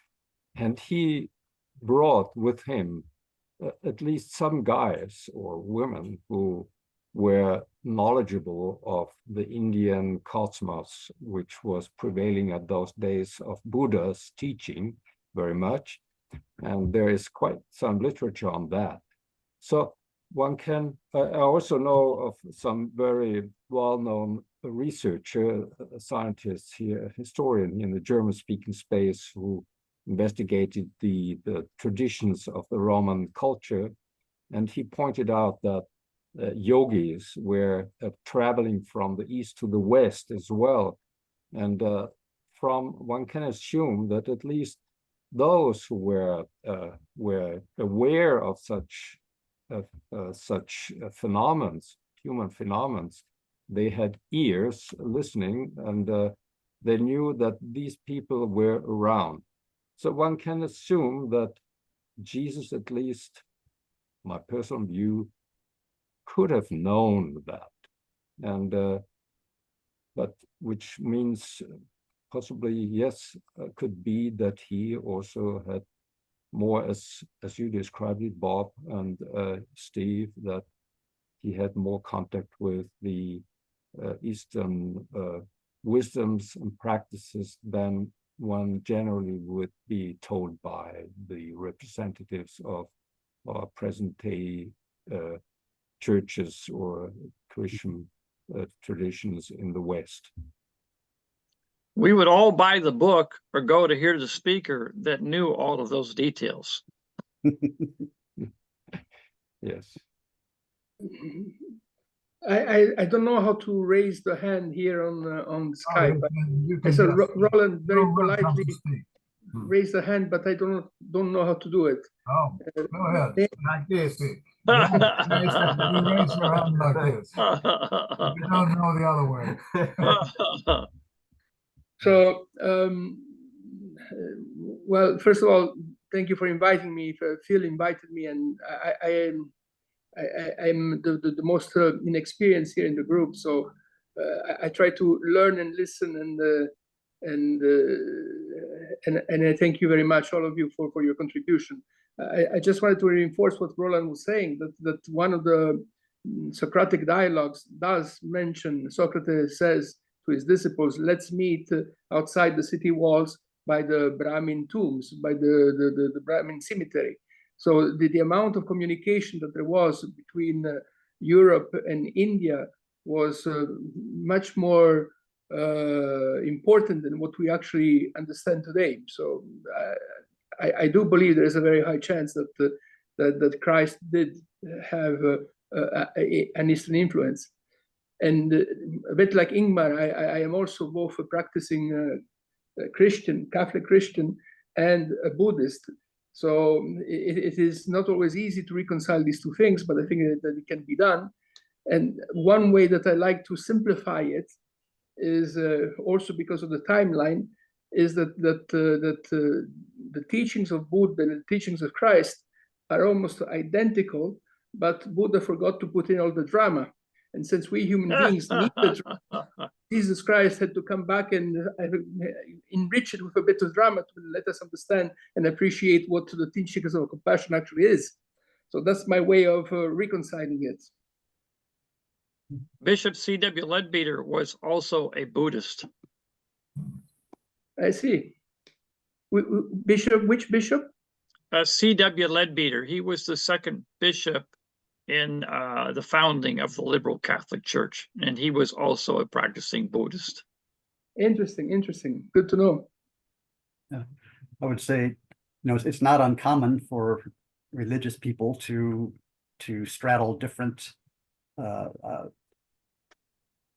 different cultures or different religious traditions. The priest who taught my high school senior theology class I had mentioned, he was a Catholic priest, but also a practicing Sufi. And he actually considered himself more Sufi than Catholic. But he found no contradiction there, that he could see the unity of different religions. Truth is truth, as they say. Yes. May I add a comment to Bob? First of all, thank you very much for your presentation. Very informative. When you were talking about the difficulty that the people have today understanding the three bodies of God in the Christian theology, and how in India also they had to sort of simplify the 8 limbs of Pantajali so that people can understand it better and so on. I was thinking of the Trimurti. The Trimurti is actually an extreme simplification. And the reason why maybe it is much easier for a Hindu to understand how the Trimurti works is because they just given such separate compartments. The creator, the operator, the one that manages everything, Vishnu, Brahma, Vishnu, and then Shiva when he has to get rid of everything. Obviously, we cannot do the same with our Trinity. It's not, but that could be a way. Again, with the different eras, with the Kali Yuga, when people have completely forgotten the teachings of the Vedas, the way that I remember the 4 ages, the 4 yugas, is the age in which human beings lived in harmony with the Creator and did not need any teachings. The age in which the Brahmins realized we have to start writing these things down, otherwise people will forget.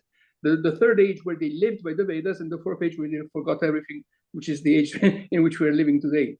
So I don't know if you think that this way of defining the Trimurti was just a useful simplification, or what kind of parallel you can derive with our Trinity.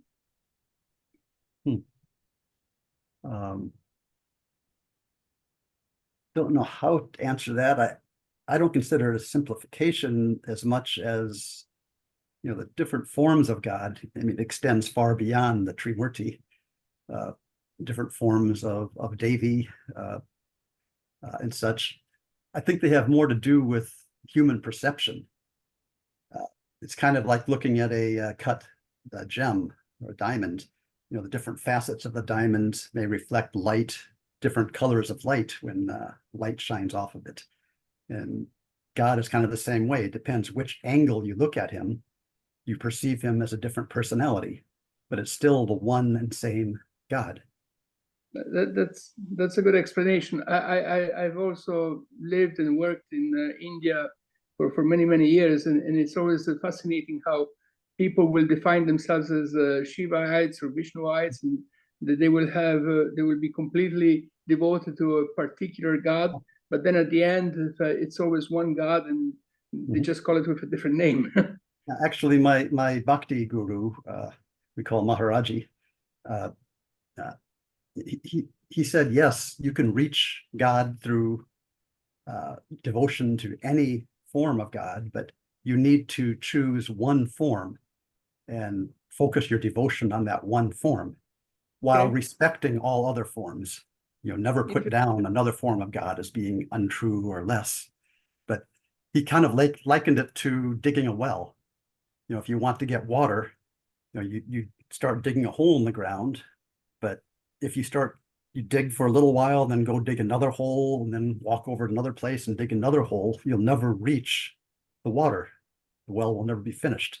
It's kind of the same way. If you keep jumping from deity to deity, it's path to path, you never reach the goal. So he emphasized, devotion to one form of God while respecting all other forms. There's another author. Go ahead. John, please continue, Stephen. I say that there's an author by the name of James Fowler who wrote a book called Stages of Faith. And in his book, he starts to describe essentially how people, as they grow spiritually, they find themselves in a particular, for all intents and purposes, a particular box. And that particular box works well for them until it doesn't work well for them. And when it doesn't work well for them, they end up kicking a hole in the box to get out, and they end up finding a box then that they relate to more than they did prior. And that this is just a natural stage of progress in terms of human evolution. And we as humans, we're, again, as I say, we're funny creatures. And I've spoken before at different times where the two biggest challenges humans have is change and tolerance. And those two are what we wrestle with all the time. And it seems to be that, for our own well-being, we want to always know that we're doing what we should be doing and that it's right. And we measure that somehow by looking around in all these different directions. And but as that the book was well written that way in terms of it's all okay, it's just stages, it's just progress, and that's what we do as humans. Can I say something? Yes. Okay. Actually, about books, there is a book about written from one Ramakrishna's descendant, because Ramakrishna had a disciple called Swami Brahmananda, and Swami Brahmananda had a disciple called Swami Prabhupada, and he wrote a book about the Sermon of the Mount, and the Hindu ways to see and interpret the Sermon of the Mount. Because when Christ was talking in the Sermon of the Mount, he was really describing the mystical way of life. And there is a really good explanation, because it's explained from a Hindu point of view. but it's really gives you very, very profound explanation how the Christianity works and how mystical the Christian belief system and what Christ actually meant, how to develop as a human being, right? And also, there is the Trinity in Christianity, the Holy Spirit, the Father and the Son, has some similar, I don't say it's exactly similar, but in Hindu or Indian religion or Vedic teaching, you have something called Sat, Chit, and Ananda. Sat, Chit, and Ananda are three different parts of the human consciousness or the enlightened consciousness. Sat means, you can say another word instead of Sat, you can say Buddhi. Buddhi means an enlightened intellect. Like a Buddha is somebody who has an enlightened intellect. Chit is that who perceives, the seeing, the witnessing consciousness, that who sees everything. Every human being has like something is witnessing, or God is witnessing inside of you. Inside of you, it's very deep in the heart of every human beings. And Ananda is bliss, joy, happiness. And as my Master Maharishi said, Ananda creates everything. And it means, in a more relative way, first, when God created, he created space, which is Akasha. And then he lit the light. The light is pure love. It's a pure energy, and it's light. And it's Ananda. Ananda creates the whole things in this space. You have these five things: space, air, fire, water, and earth. These five things creates everything in the whole universe. Our body, the nature, the planets, the whole solar systems. So the Bible also says God created the world, even it says metaphorically in 7 days, but they say it's created heaven and earth, and then he said, be light, let there be light. Fiat lux. Yeah? Fiat means create, lux means light. Because if you don't have light, there will be darkness. So you can say, to create everything, you have to have a substance. And that substance, when you create everything in first, you have this space. You have to have a room to place something in, and then you have to have a light in that room. Otherwise, it will be a dark room, and you don't see anything. So Ananda is that creates everything, and it's really light and pure love. And as Bengt mentioned before, evil doesn't exist because darkness doesn't exist, because light is the creating power and the will of God. And Brothers, I've enjoyed being with you, and I've got to shove off. But I thank you for the time together. It's been very, very enjoyable, and it's always great when we can have minds come together and be very, very open and enjoy the greatness that the Creator has left for all of us. So I must shove off, and thank you so much. Yeah, thank you, Steve. Thank you for coming. We really You're appreciate you're your welcome. contribution. Bye-bye. this is a very good timing, because I sense that maybe we should conclude this, and Ingmar has promised to play some music. So Yeah. so if you just prepare the instrument, Yeah. we can talk a little bit. Yes.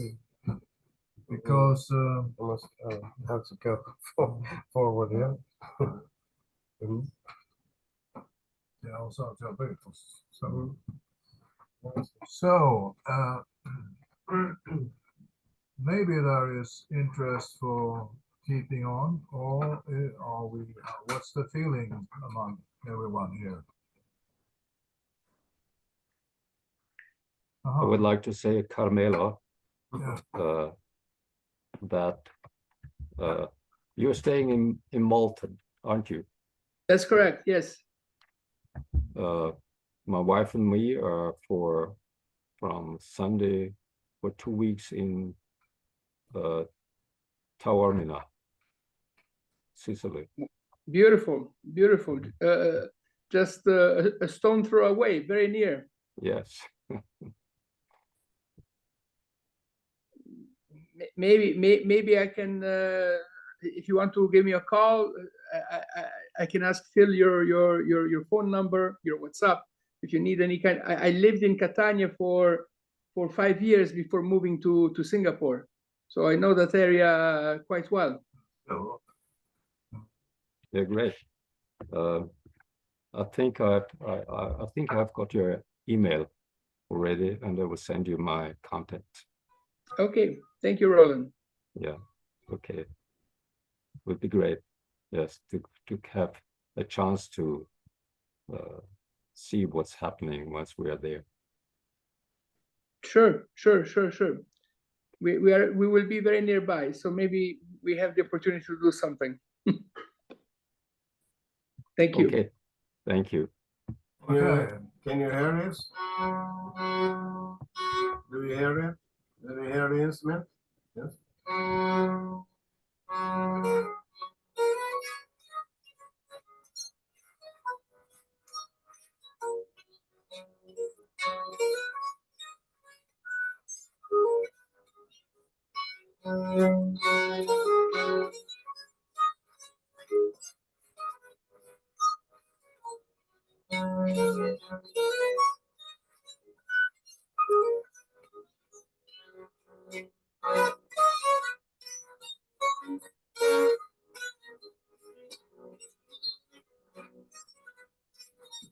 Banked. It doesn't sound good.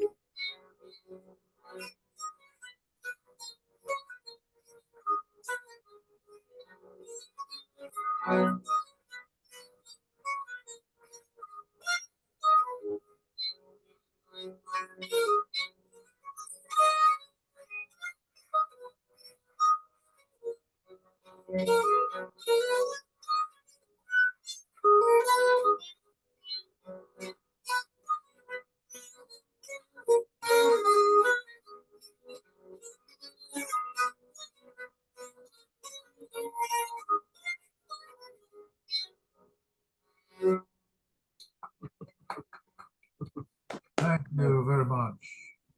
So I think this monthly conference is completed, but we can maybe stay connected for a little time until we end it totally. I can just say this is a Swedish folk musical instrument called nyckelharpa, in English key harp. You press the key and then use a bow. Yeah. So Roland, you have something to conclude. Actually, thank you, Bengt. You did a wonderful job moderating this meeting today. And actually, we haven't been mentioning that Alexander Sasha is present with us, translating to our Russian-speaking community and friends. And Abner is also present today. He didn't say a word, but maybe just want to say hello. And Irina Romanova, Tatiana, and Nadia, and yeah, it's wonderful to have you here today, and hope you enjoyed it just like I did it. And it was very, very interesting. And I would like to express my great gratitude to Steve via Bob Bob, maybe you can tell him it was wonderful to have had him here, and all the questions have been raised, and I hope we can hope. First of all, also Ingemar, wonderful presentation, and Bob, once again, very profound presentation, and having been able to connect all the differences of what we might think they are different, but apparently there is more in common than we would think is on the surface level of the symbols and the written words and the rituals and all this. So it's been a great time, and I'm looking forward for the next meeting in about 1 month. And as said before, now I'm off for 2 weeks with my wife to Sicily, and we're going to discover some aspects of that country. And I may also announce already that after that, in June, Avner and his wife is going to come visiting Austria, and we're going to have a very great time together for at least a week or more. So this is, I wanted to let you know, and we will see what's happening in those time ahead. And I thank you very much. I have a question. Thank you. Avner, is there a TTA coming up or what?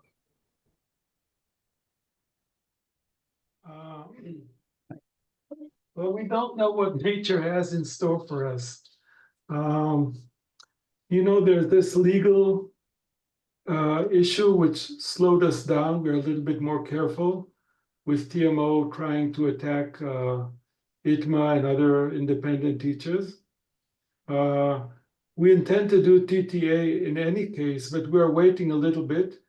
There may be a possibility to end this legal problem in a friendly way, and we would be very happy to do that, and that would give a lot of energy. The next possible time would be somewhere around January, and in the next month or so, we will probably know if we can hold it then or not. This recording, where can we find this recording of this meeting, today's meeting? It's recorded, so of course I will save it, and I'll send it to all our work team, and I'll put it on all the people who finished the last TTA. So I mean, there's nothing secret about it. The more people that hear the supreme knowledge, the better. We're happy. Yeah. Right. Thank you. Hello, how are you? All right. Maybe Irina, tell a little bit about everything you're doing in Abakan and all the people you are teaching.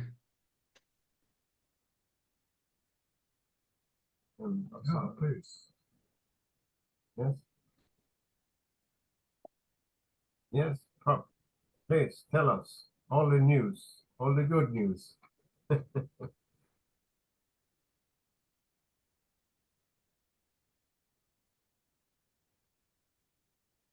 You're mute, Alexander. You have to unmute.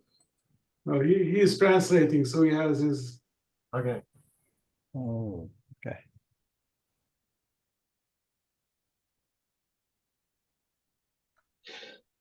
Oh, guys, maybe some other time, because it's a technical issues and Irina is on the phone. But as far as I know, she is late today because of another introductory lecture. She has like 5th wave of students, and there are more and more.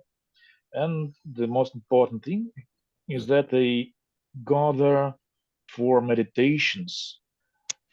Most of them, like more than 50%, are gathering for meditations at least weekly. So yes, there are good news. Well, congratulations, Irina. You are definitely the star in our galaxy of teachers. I'll say one more thing about TTA. It's just a thought, I'm trying to organize the materials. So one way to do it is to go to India or Bulgaria and take a hotel for 2 months and have a course. We're finding, when I went to the course, it was 9 months and I had to work 2 years in the middle to make the money. And it was important to do it, so we did it. It was a good deal, I think. But now people find it difficult to leave their job for 2 months. 1 month is maximum.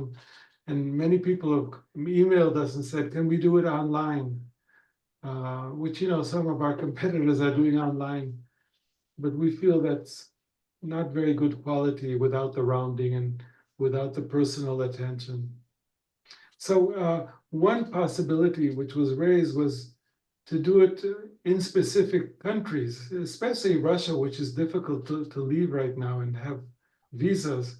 But if any countries are able to organize a good group, then we can try to help, depending on the number of people. And another thing Roland mentioned, we're not getting younger, except Sasha and Irina, I think. We're going to organize the materials so we can hand them on to the next generation. It's good to have veteran teachers on the course who have experience. But after some time, all the new teachers will also have experience. And they should be able to do the course to perpetuate this knowledge generation after generation, like Maharishi used to say.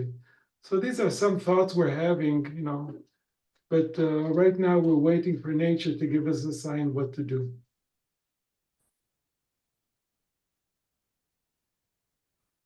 Okay. Should we say that we conclude the meeting now?